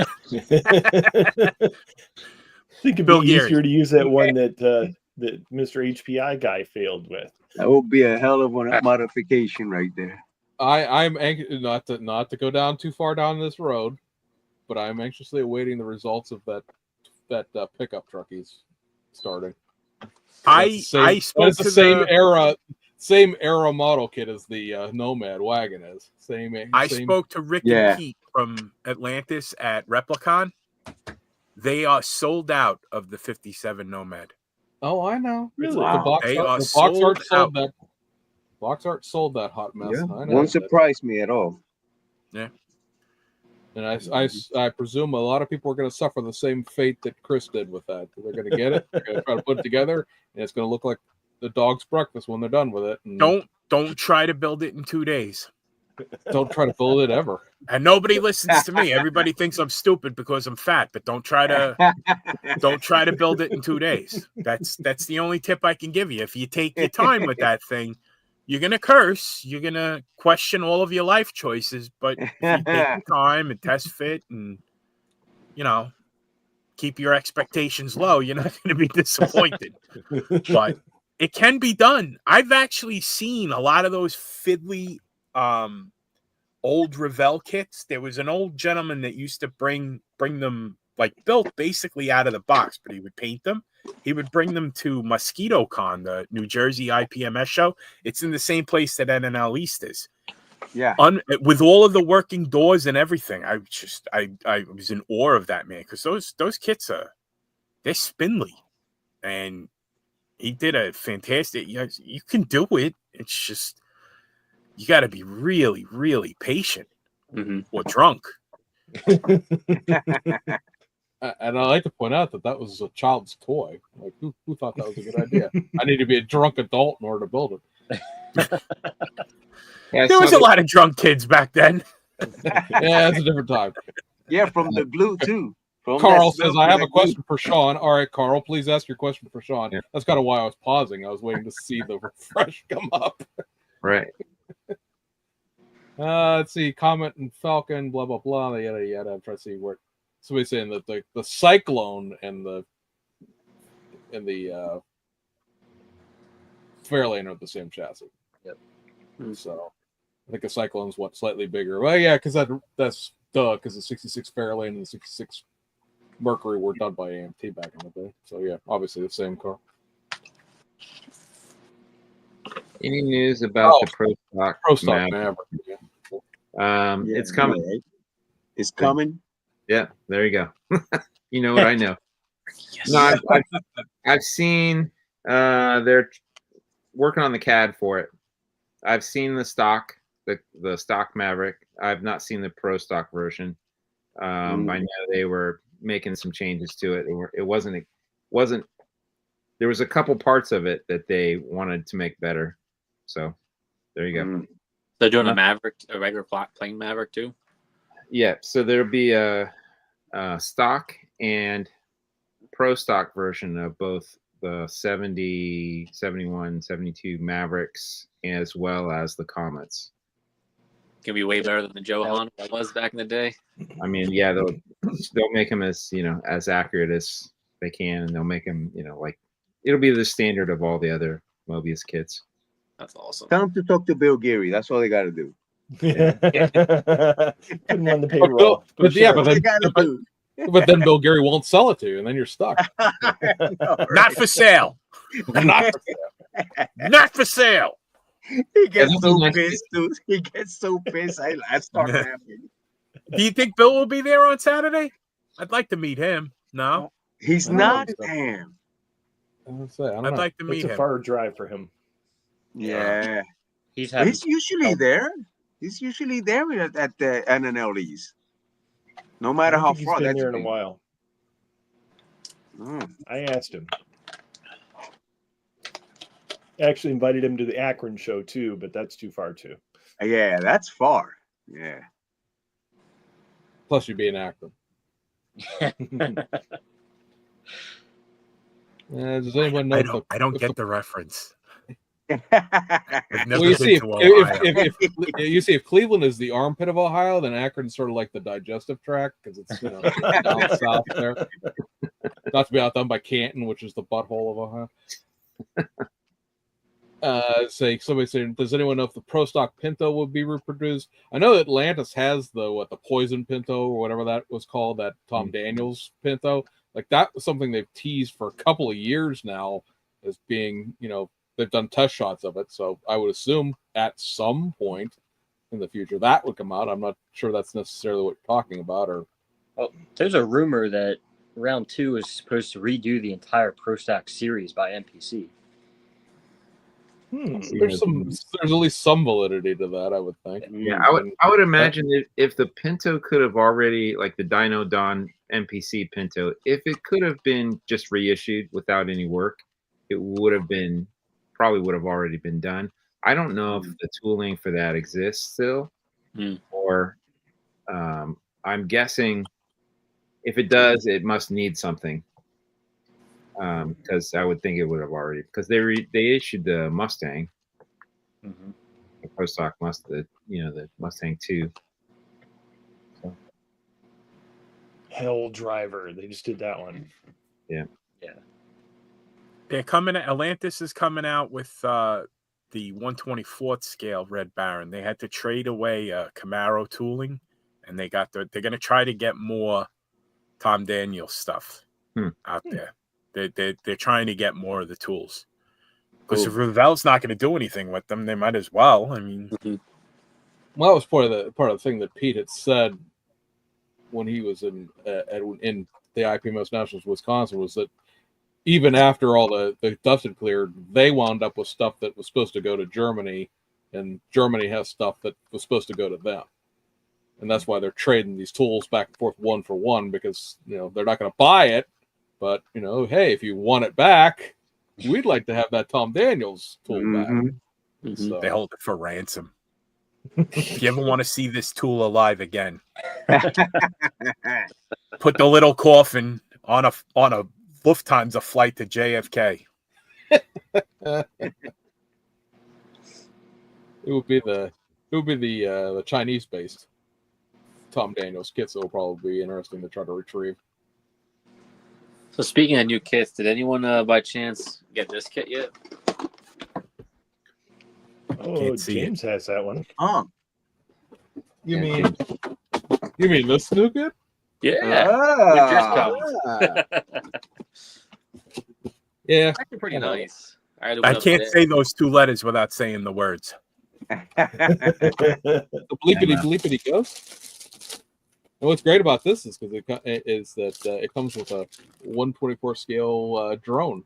Yep. See the blades in there. Neat. Yeah, if you watch the series, the drones follow the cars. So Let's say the whole point of the series was they're autonomous cars. Mm. So the cars are drones. Technically speaking, yeah. I think the hero car, the 86, is driven, but that one is a. now, all the cars have drivers. The drones follow them the whole way to the racetrack, so they have live cameras basically on them for the whole race. I don't know. That's Tester. He's the one that reads the series. I watch it. Yeah, I watch it too. I'm waiting for the next series to come out. Me too. Where do you watch these things at? I've never seen this. Crunchyroll, I think, is what has it now. It used to be Funimation or whatever. Now it's Crunchyroll. That's where I watch it. It's an app. Yep. Okay. Yep. The continuation of Initial D. The last time I was in Japan, I picked up an actual manga. Awesome. Can't read it. The manga is the book. Yes. Yeah. Yes. Mm. Hey, you got it there. You're getting it, Frank. You getting it? My daughter's going to be so proud. I try to.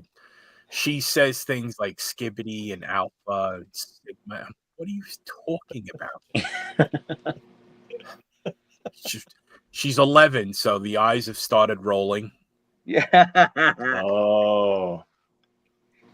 Don't worry, in another couple You years, don't you won't speak listen. at all. You won't even know you have a daughter, except in the mornings and the evenings. And I'm sure you repeated the same phrases that your parents Yeah, said exactly. to you. I'm going to knock those eyes right out of your head. No. If we remember, my parents said things like, "Get your models out of the basement," and if I didn't move fast enough, they got donated to an orphanage. That's good to say. If we know nothing else about Frank's parents, is that they had some good follow for. They did. They did not like me. I was stunned when I did the 23andMe and found out, I did my DNA. I am actually related to them. You would think they found me in a park or something, or was sentenced to take care of me. They dropped off some model kits, came home with you from the orphanage. Exactly. We'll take the fat one.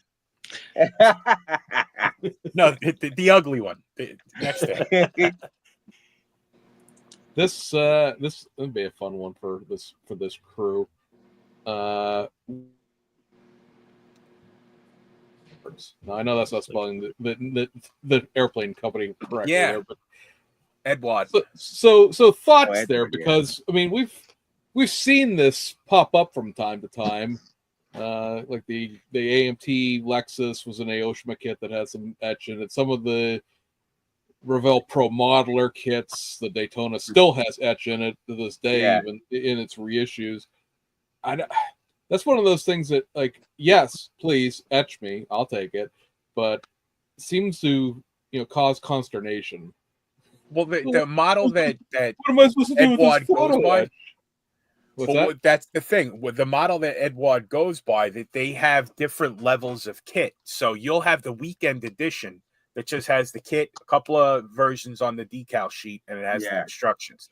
Then the next up would be called a Profit Pack, where they'll include a photo etch, color photo etch set, window masks for painting the canopy, which is, that's a big plus. That's a big time saver.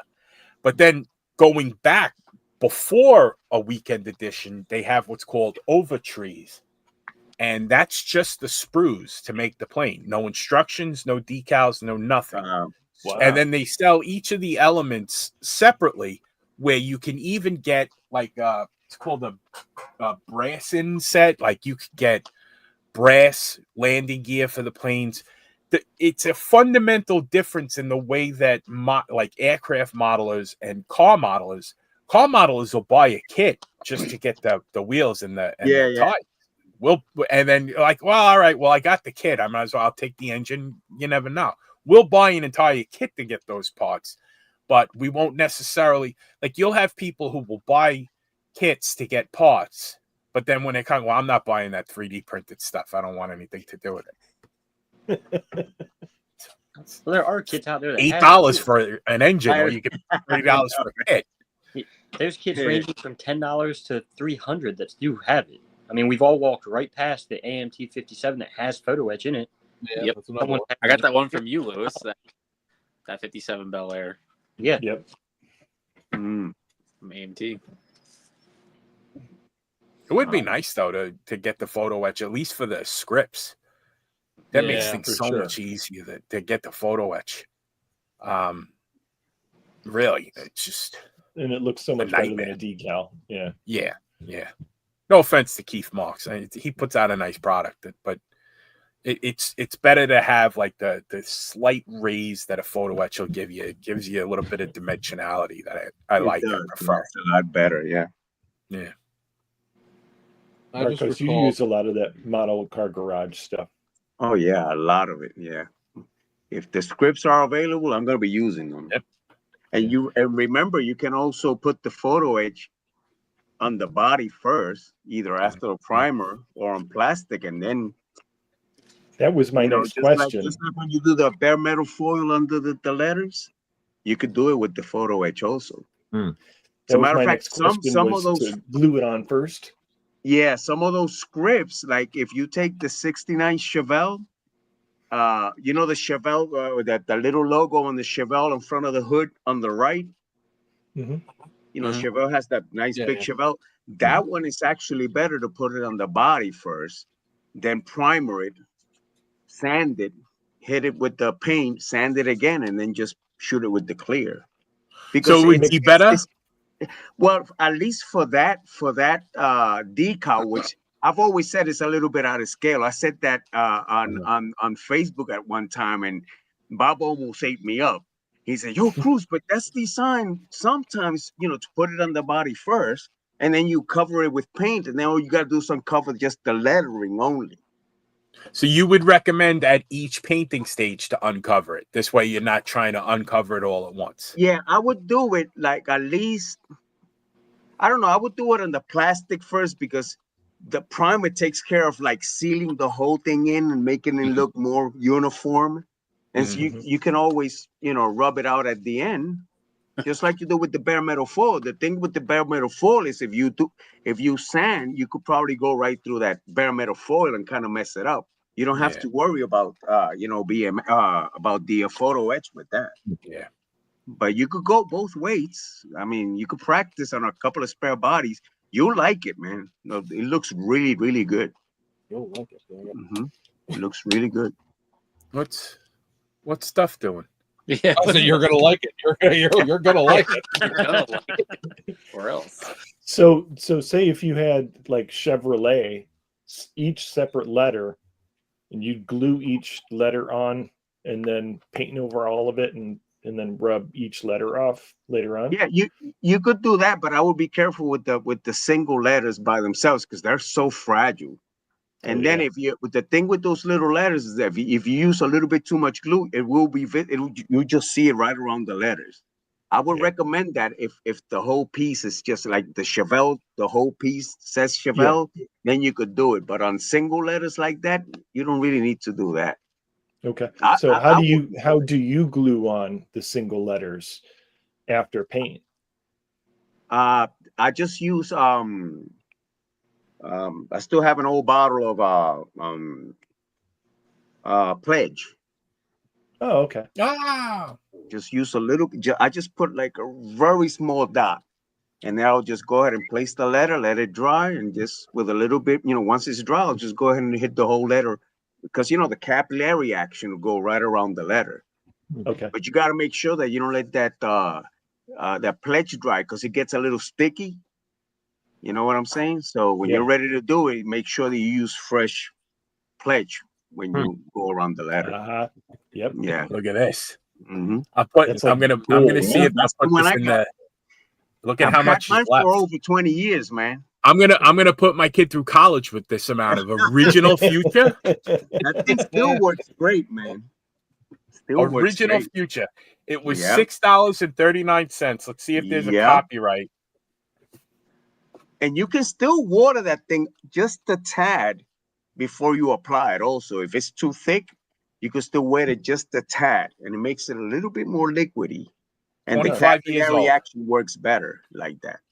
25 years old. Copyright 2000. There isn't even a website on that. I'm telling you, I got mine for almost 20 years now. 20 years. And I still have another one. I have 2 bottles in there. I love it. I still use it a lot. Mm-hmm. It's gonna get to be as expensive as an EpiPen soon. Hey. I remember when they stopped making it, a lot of people were kind of crying about that stuff. So, well, who's their face? I found something that's very similar. It doesn't look the same, but it's Alclad Aqua Gloss Clear. Yeah, I have that also. I found another stuff, another thing. I don't know where I put it, but it's basically the same stuff. Mm-hmm. But in a bigger bottle, and it's cheaper. And I don't like to clip a model company out like that. So I'd rather use the Alclad, Yeah. So say that. And say the Alclad. It ain't got a clear. Yeah, the X22 clear is good for that too. Yeah, I used to just Tamiya clear out of the bottle. Yeah, that works real good too. That's usually how I glue in lenses, like headlight lenses and stuff like that, with that stuff. Mm-hmm. A lot of people are using that Mod Podge too. That works pretty good. I still think it's a little too thick, and then I would water it down. I've never used it, but I've used it for other applications. But you can also water that down, and it's pretty strong. That little Mod Podge stuff, it's strong, man. It's pretty strong. Mm-hmm. That's stuff that Mr. Tester turned us on to a while back. That Formula 580 canopy. Yeah, that's good stuff too. This stuff's best part about it. It's flexible. Mm-hmm. It's got a little bit of give to it so that it doesn't snap off. I can't remember what I glued into the interior of a BMW, and I accidentally knocked the interior off the table onto the concrete floor, and everything broke out of it except the thing I had glued in with it. So clearly I should have just put the whole model out of that, but none of it, but did not. Yes, the ultimate test. Did you find it, Frank? No, I gotta stop buying crap. I don't know where the hell I put things anymore. I'm like a squirrel. I buy stuff and then I'm like, where did I put that? And then I'll come across. I'm gonna find it like a month from now. Yeah, there's somebody asking how do most of you clean the Pledge from the airbrush? I don't have that problem because I would never shoot that thing through my airbrush. Never ever. It's not recommended. It's not right. I wouldn't do it. I wouldn't do it. The first thing I do, well, when I shoot the Aqua Gloss Clear, which is similar, first thing if you shoot it through your airbrush, you're cleaning that airbrush as soon as you're done. Yes. Because nothing bricks an airbrush quicker Mm-hmm. and not cleaning it after clear. Exactly. You will brick that thing. I mean, you'll eventually get it apart, but you're probably going to lose a needle and a nozzle at the minimum. Yeah. But for any of the like the Aqua Gloss Clear or Pledge, I would run alcohol through it first, and though you're not supposed to do it, a little squirt of glass cleaner. Don't make a habit of it, but it's going to get it out quickly, and then do the full clean, and then the full clean with alcohol. With alcohol, and then you could just do, with lacquer thinner and all that other stuff. Yeah, exactly. The problem with lacquer thinner is it might gum up like a Pledge or an Aqua Gloss Clear. It'll make it gum. It'll still work. It'll just be a pain in the ass. Lacquer plus water base equals cement. Fun. I know, right? Yeah. I did that once. I forgot that I had not 2K. It was lacquer clear. I forgot to clean it. I thought, hours and hours and hours trying to get this. I'm like, I don't want to damage. And then I just wound up, I bent the needle, and then the needle getting the needle out of the nozzle. I broke that. You should have just left it inside thinner for a while. Just don't touch it, a whole day in there. It'll clear it up after a while. I may have made it abundantly clear. I'm fairly stupid. I am really stupid. I do stupid things, especially if I'm stressed out. Because I was bordering on like the football spike. Yeah. But just think of how shiny the inside of your airbrush was. Yeah. Right. Just done some you have some the steel shiniest polish airbrush down in there. You in could the have seen block. yourself in the cup. It would been great. One of the airbrush that I use the most, it's getting so long in the tooth, it's actually mostly brass inside the cup. It doesn't bother me. Right. As long as the paint doesn't look brassy, I think I'm all right for a little while. I was going to ask you guys, have anybody had a chance to use the Hasegawa chrome foil? Man, that thing is too shiny. Yeah, I think that thing is too mirrory, man. It's too reflective. It just doesn't look right. It looks right on show cars. Yeah, and it's not as flexible as nothing beats BMF, guys. Nothing beats BMF. So I mean, that thing is gold as a heat shield on the Corvette that I'm doing. That worked awesome. But yeah, that exactly, that would work awesome. But like for your molding and stuff like that, at least to me, I don't like it too much. It's too reflective. It doesn't look real. This one is Hasegawa, and the problem with it, although it can look good, it's a little tough to apply. Yes, because you have to stretch it. You have to stretch it over. And the problem is it loses its opacity as it's stretched. As you stretch it, yeah. Interesting. Yeah, so it'll almost become translucent. That's how bad it is. And then what's worse is it'll start to whatever it's going over is going to come out. Yep. Yeah. Which becomes a pain in the neck. Well, it's just like electrical black tape. If you take black tape and you stretch it really strong and you go around stuff, that thing starts unstretching after a while. It gets loose. Right. It comes back. You just got to put it as natural as possible. But I think it's a little too reflective. That's what I think. I don't like it at all. Bob Jernigan uses it, but I mean, that's a whole other level of everything. So, but I still would say that if he used BMF, it would still look better than that. I just bought this Aqua Cal, Ultra Cal. It's pre-sliced in like 1 millimeter. Oh, that's cool. So I haven't tried it yet because I don't build muscle cars, but but I saw it on Facebook and I said, yeah, $10, I'll buy it. So yeah, watch for a review of this stuff later on. Yeah, good. Maybe you should do a video just on a comparison between all the different foil options. Mm-hmm. Yeah. I think Bob Downey had something like that in Scale Auto. I think it was Bob Downey. He did something like that for Scale Auto. Yeah, I just thought it was neat that it's already sliced thin enough that you can just kind of stick it and place it. Yeah, I'm actually working off a really, really good sheet of bare metal foil now. I'm because I bought the first NNL East after the pandemic. Remember during the pandemic, you couldn't get bare metal foil at all? Yeah. I actually, like, the guy that's in the corner of the low ceilinged vending room, Mm-hmm. he had probably gotta be over 250 sheets. I bought 10 sheets at Wow. that show. It's Model King, I think. Yeah. Was And it one of Model them, King? Yeah. and it's like, all right, this sheet's garbage, and then but it's bought at the same time. Oh, this one's great. Yeah. This one's great. This one's garbage. This one's Was okay. it sealed This in a one's okay. bag? Yeah. Well, that's what you're looking for. You're looking for the one that's in the Ziploc bag. Yeah. Okay.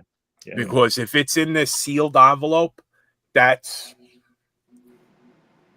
Yeah, I go straight through. I go straight through brand metal foil to get mine. I never buy it either at hobby shops or I don't order it anywhere unless it's BMF. Yeah. Only through BMF. So they had a supplier issue during COVID. Like they couldn't get the stuff to make bare metal foil. So Yeah. And then when they got the stuff afterwards, it wasn't the same thing. And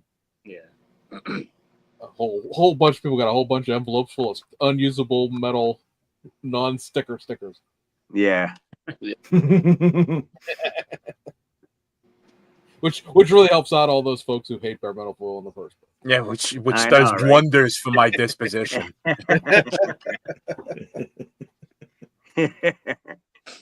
Which is great because then I got to be the I never had a problem guy because all my bare metal foil is older than that. Like, I don't know. I've never had a problem with it. Nothing triggers me. Nothing triggers me more than I never had a problem. You got to be careful saying it to me, especially in person. Yeah, I with might the just flick you right in the head. team. Yeah. Bare metal foil is like kryptonite to me. You might as well have 6 people saying I've never had a problem to you on Saturday. Yeah, exactly. Oh, yeah. Everybody's gonna walk up to, hey, Frank, never had a problem. Might meet a different Frank than they thought they were going to. Somebody just posted a botched paint job on Facebook or one of the things, and somebody had to do it. They had to show the shiniest car ever.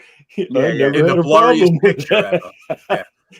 The shiniest car from 15 feet away in the blurriest, low resolution flip phone camera picture. Salute. God bless you, Ryan. Thank you. Yeah. Can you use Rust-Oleum to get it? Yeah, but there's a learning curve to it. Mm-hmm. You can't just hose that thing on like it's going out of style. You're gonna melt. You might melt the table. You can airbrush that. I'm telling you, you could have success airbrushing that thing. It would be the only way I would use it if I was to use it. But with all the available paints, how many sage green cars? How many sage green models do you want? I know, right? $6.99 a can. Okay, great. I've said, and feel free to steal this idea, that the greatest punk YouTube video would be your thumbnail being like, your channel logo, whatever, the model kit and a Rust-Oleum can, title the video, proper way to use Rust-Oleum to get a perfect finish. And then the video is you just spray painting a wrought iron piece of furniture. Yeah, exactly. That's what that's for. Yep. I did use Rust-Oleum to paint the railing for my stairs going out to my backyard. It worked great. It didn't rust. It was awesome. Any thoughts, Mr. Tester, on actually having a halfway decent airbrush now? Yeah, I'm really happy with the gallery. I really, really am. I've been using the point. I got the Gallery Swallowtail SD. Oh, the side feed that's one. A good one, yeah. I've been using the 0.28 needle exclusively. I tried the 0.5 with the fan tip and emptied an entire cup in like 2 swipes. And I said, never use this. I will do that, yeah. I did that with that Black Widow that I bought in Harbor Freight. That thing guzzled. I mean, it's nice, though. It shoots nice and everything, but it guzzles paint. Like, I would use my little splash paints. They come in a little bottle. Like, I would never use that fan for that. I was thinking maybe for 12th scale, that would be just fine. But that's better for that. Yes, yes. But I've been using the 0.28. I really like it. They have no problem with me, saying good words about their airbrushes. Yeah, Oh, I I watched was- the video of it. I was impressed. I was like, "Yep, it's going to be time for an upgrade." I think. I wasn't worried about you, being negative about it. I just know that you've been using like this $2.50 master airbrush for the last 10 years, and now you actually have a real one, and like, hey, look at that! Look at that! It atomizes. Look at it's an actual real dual action, air and paint. Oh, Yeah, I know. That's I always wondered if it was my paint, my gun, if I could get a better paint job with a better gun, because you just get used to the one, and it was like an extension of my hand. Yeah. That master. But now that I have the better one, I'll never use that master again. I'll give it away. They have a very smooth action, the gallery brushes. Very, very smooth. Because I was buying GSI Krios, which are very similar. A lot of them, not the gallery, but GSI Krios, Iwata by Neo, Sparmax, and Iwata were manufactured by one company called Olympus. And with varying degrees, and basically you'd get a better product if you bought an Iwata. With the GSI Krios, even though parts were interchangeable, I found that over time the action would get creaky, like it was like pulling back on the needle. It was starting to get like I didn't have the fine control, not necessarily for painting a body, but like when I was doing other stuff like shading on mufflers and stuff like that, or if I was painting a model plane, you need to be able to, there are some brushes that it's almost like painting with a pencil. That's how thin you can get the lines. But that was starting to really, it was like creaking as it was going back. The more you used it, you kind of get what you pay for. And the galleries, at the price point, they're smooth as silk. They really are nice. Even nicer than a brand new GSI, and on par with, or maybe a little bit better than an Iwata. So.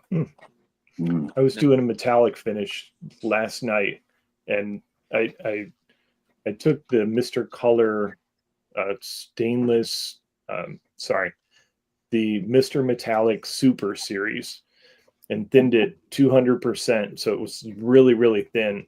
And I was just pulling it to the air, and the mist was still coming out. And I was just, misting the metallic over the gloss black, and it was beautiful. I was like, wow, this is the way it's supposed to be. Yeah. When you get that flow, man, that's good. Yeah. I've always been envious of the people that could use Alclad. I never could use Alclad because I couldn't get a fine enough mist. But I think I could probably do it now. Yeah. Some of those guys that make chrome look dull with their Alclad. I know, right? Everybody uses their brushes. I like using the 2K for the Alclad. That's the most reflective.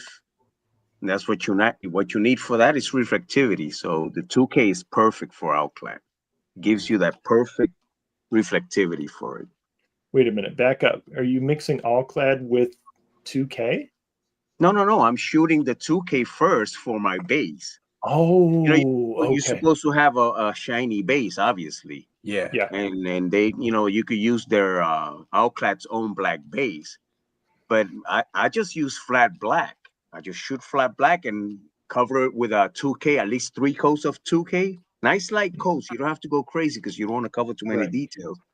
Dude, just hit the Alclad at very low, couple of coats until you're satisfied with the reflectivity, and it gives you perfect chrome, man. Ooh. Gives you perfect chrome. I'm gonna have my Chevelle at NNL East. I just put the rims on it from the Mean Machine models. They're making some really nice rally wheels, and I just painted those, and they came out really nice, man. Because I was thinking like 2K black, like Splash sells 2K black. Somebody told me, somebody told me to So also you use could almost that. skip. You could almost skip a layer by just using Yes. that. Yes. As long what you need is a good reflective base. If you have that going, your outlet is gonna be good. And it's more durable with 2K. You can handle it a little bit more with the 2K. It won't rub off. Okay. I mean, it's always gonna rub off at some point if you keep touching it, obviously. But it's more durable than the regular paint. So you ever thought about maybe masking all your trim and doing instead of doing foil? It's too much work, man. even though I do waste a lot of time scribing. I mean, I scribe everything in that car. Everything. I spend a lot of time doing that, but I'd rather do that than actually do. I can't be masking and shooting. Too much work, man. Too much trim work. Is painted on. It looks good. It's just the work you have to go through to get that. It's too much. I was on a bad sheet of BMF, so I was like, screw it. Screw it. I'm masking and painting it. You know what the funny part is, Cruz? You know what I use to mask? Bare metal foil. I swear to God. I do that. I use bare metal foil masking a lot. I do that a lot. I use bare metal foil to mask to paint it. Yeah, I mean that's how frustrated I was. Yeah, BMF for masking is great. It's really good, bro. It's really good. Yeah. So especially the windows and stuff like that. Yeah. So quickly, in reverse order of how we did this, things you may be looking to pick up at NNL East, Mr. Kaiser. I know life has hit you, but Yeah, life hit me. So I'm currently not really looking for anything, but I never am. I just whatever is there and it catches my eye, I pick up. It's usually that's how it is. Everyone's asking me, "What are you looking for?" I have no idea. Right now, my priorities are a little different. So, right. There. Mr. Steffens, is there anything? Paint. Yeah. So you're FCW's going to be there. Splash is going to be there. You know me. Whenever I'm in Jersey, I'm on the lookout for a nice cougar. Yeah. So Frank's a hazmat spill on the way back across the bridge there. Lewis, got anything you got your eye peeled for? Model Factory Hero Kit. Oh man, I got one 2 years ago. There's that guy from Long Island, or not Long Island, but Staten Island always has. Cards, so. He has some nice stuff in there. Yep. Mr. Svensson, is there anything that you're eyeing up? Bargains. That's right.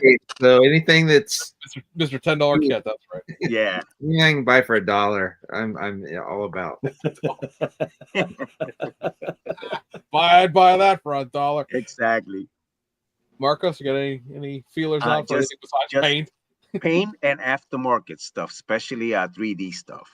Mm-hmm. Paint and aftermarket. That's I have enough models on my shelves already. I don't need any more. Is Skill Motorsport going to be there?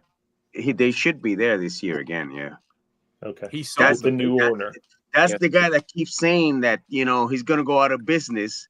Says that for 2 weeks, and then he comes back even more powerful than ever. I think he's saying that just to mess with people. He just sold it. He just sold it. There's a new owner now in Michigan. Yeah. Oh, look at that. I don't know that I know they're going to be at the IPMS Nationals in Virginia because they made a post about that, but I don't know if they're going to be at NNL East or not because he would have to. He'd have to restock. He'd have to restock a whole bunch of stuff because Matt did sell. Everything he had that wasn't nailed down before he sold it. So that's still really fresh too. So yeah. Isn't his name Matt as well? The new owner. Yeah, the new guy's Matt. So Matthew. Yeah. So Matthew sold it to Matthew. It's the same shit, right? Yeah. Same. Yeah. Same. Tomato. The same thing. Mr. Tester, you're just there to show everybody resin pieces, right? I'm on the lookout for a Dragon BMW M3 kit. Now, Revell of Germany did it as well, but I know it's a garbage kit, but I really want an M3, a stock M3. not a Platt's new race car. They're beautiful, man. They're beautiful. I love anything BMW. Yeah. And then I want that new Nova from Mobius, and that's like that, and then like Ryan said, it's whatever's wandering around. Yeah, It's that's clearly the last thing I need is any more models. That's how I look at things. Say if you could come in here, you'd also know the last thing I need is more paints. So, yeah, I want to pick up more paints too. I want to start airbrushing this year, so I don't airbrush anything. So, why you don't airbrush, man? No, everything I do is to me a rattle can. Other than my 2K clear, that's about the only thing I do. That's you have to airbrush, man. That's part of this. It just goes with this hobby, man. Yeah, the most recent thing I did that was airbrush I actually did was the Honda CRX I did, the Mugen. That was flash championship white. So now I got like a booth, and I'm going to start doing that more to perfect the art. Nice. It's easy, man. Once you get it, bro. And then you won't go back to anything else, bro. Yeah. No. Yep. You won't go back to anything else. And don't do the Rust-Oleum through the airbrush or the pledge. I know better than that. I'd airbrush tester stuff before I do that. Yeah. Although rest his soul, Don Yost loved to use that tester's paint. Yeah. I airbrushed one model one time with testers, and it didn't come out too bad, to be honest. I miss the old model car or the Model Master line. The real factory color paints that they have. Yeah, I like those paints a lot. Yeah, I tested a lot of the testers enamels with that lacquer thinner for MCW. Dude, they flow like if it was lac.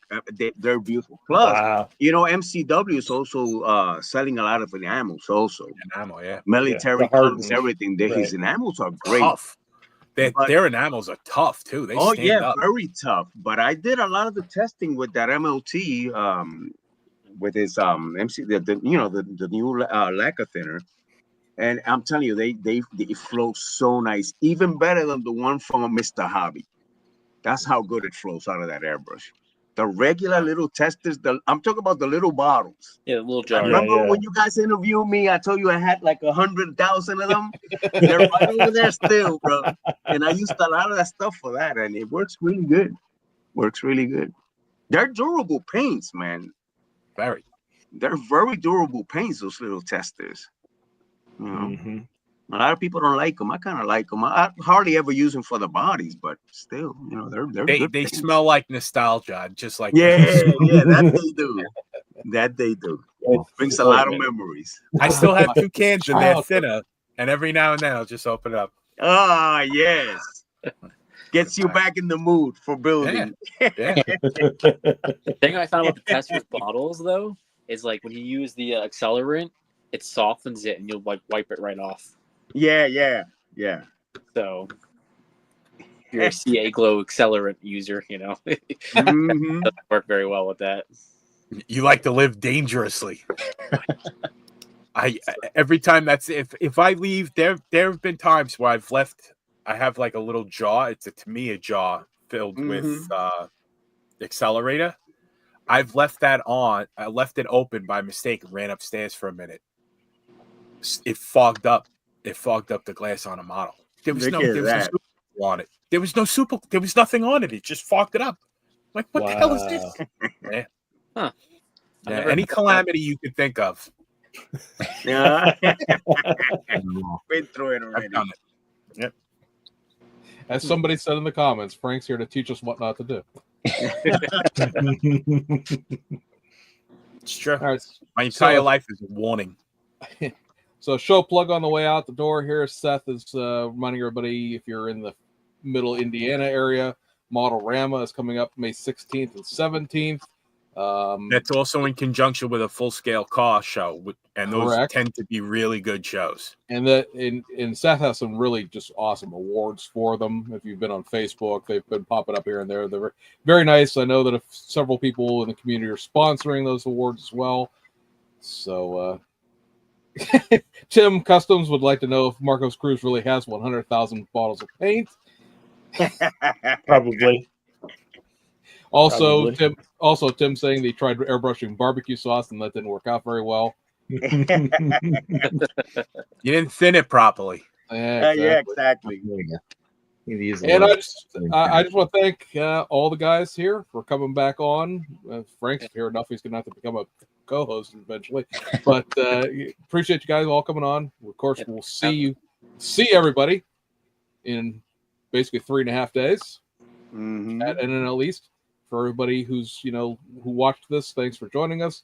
You're watching this back on playback before Saturday, and you are within 600 nautical miles of New Jersey.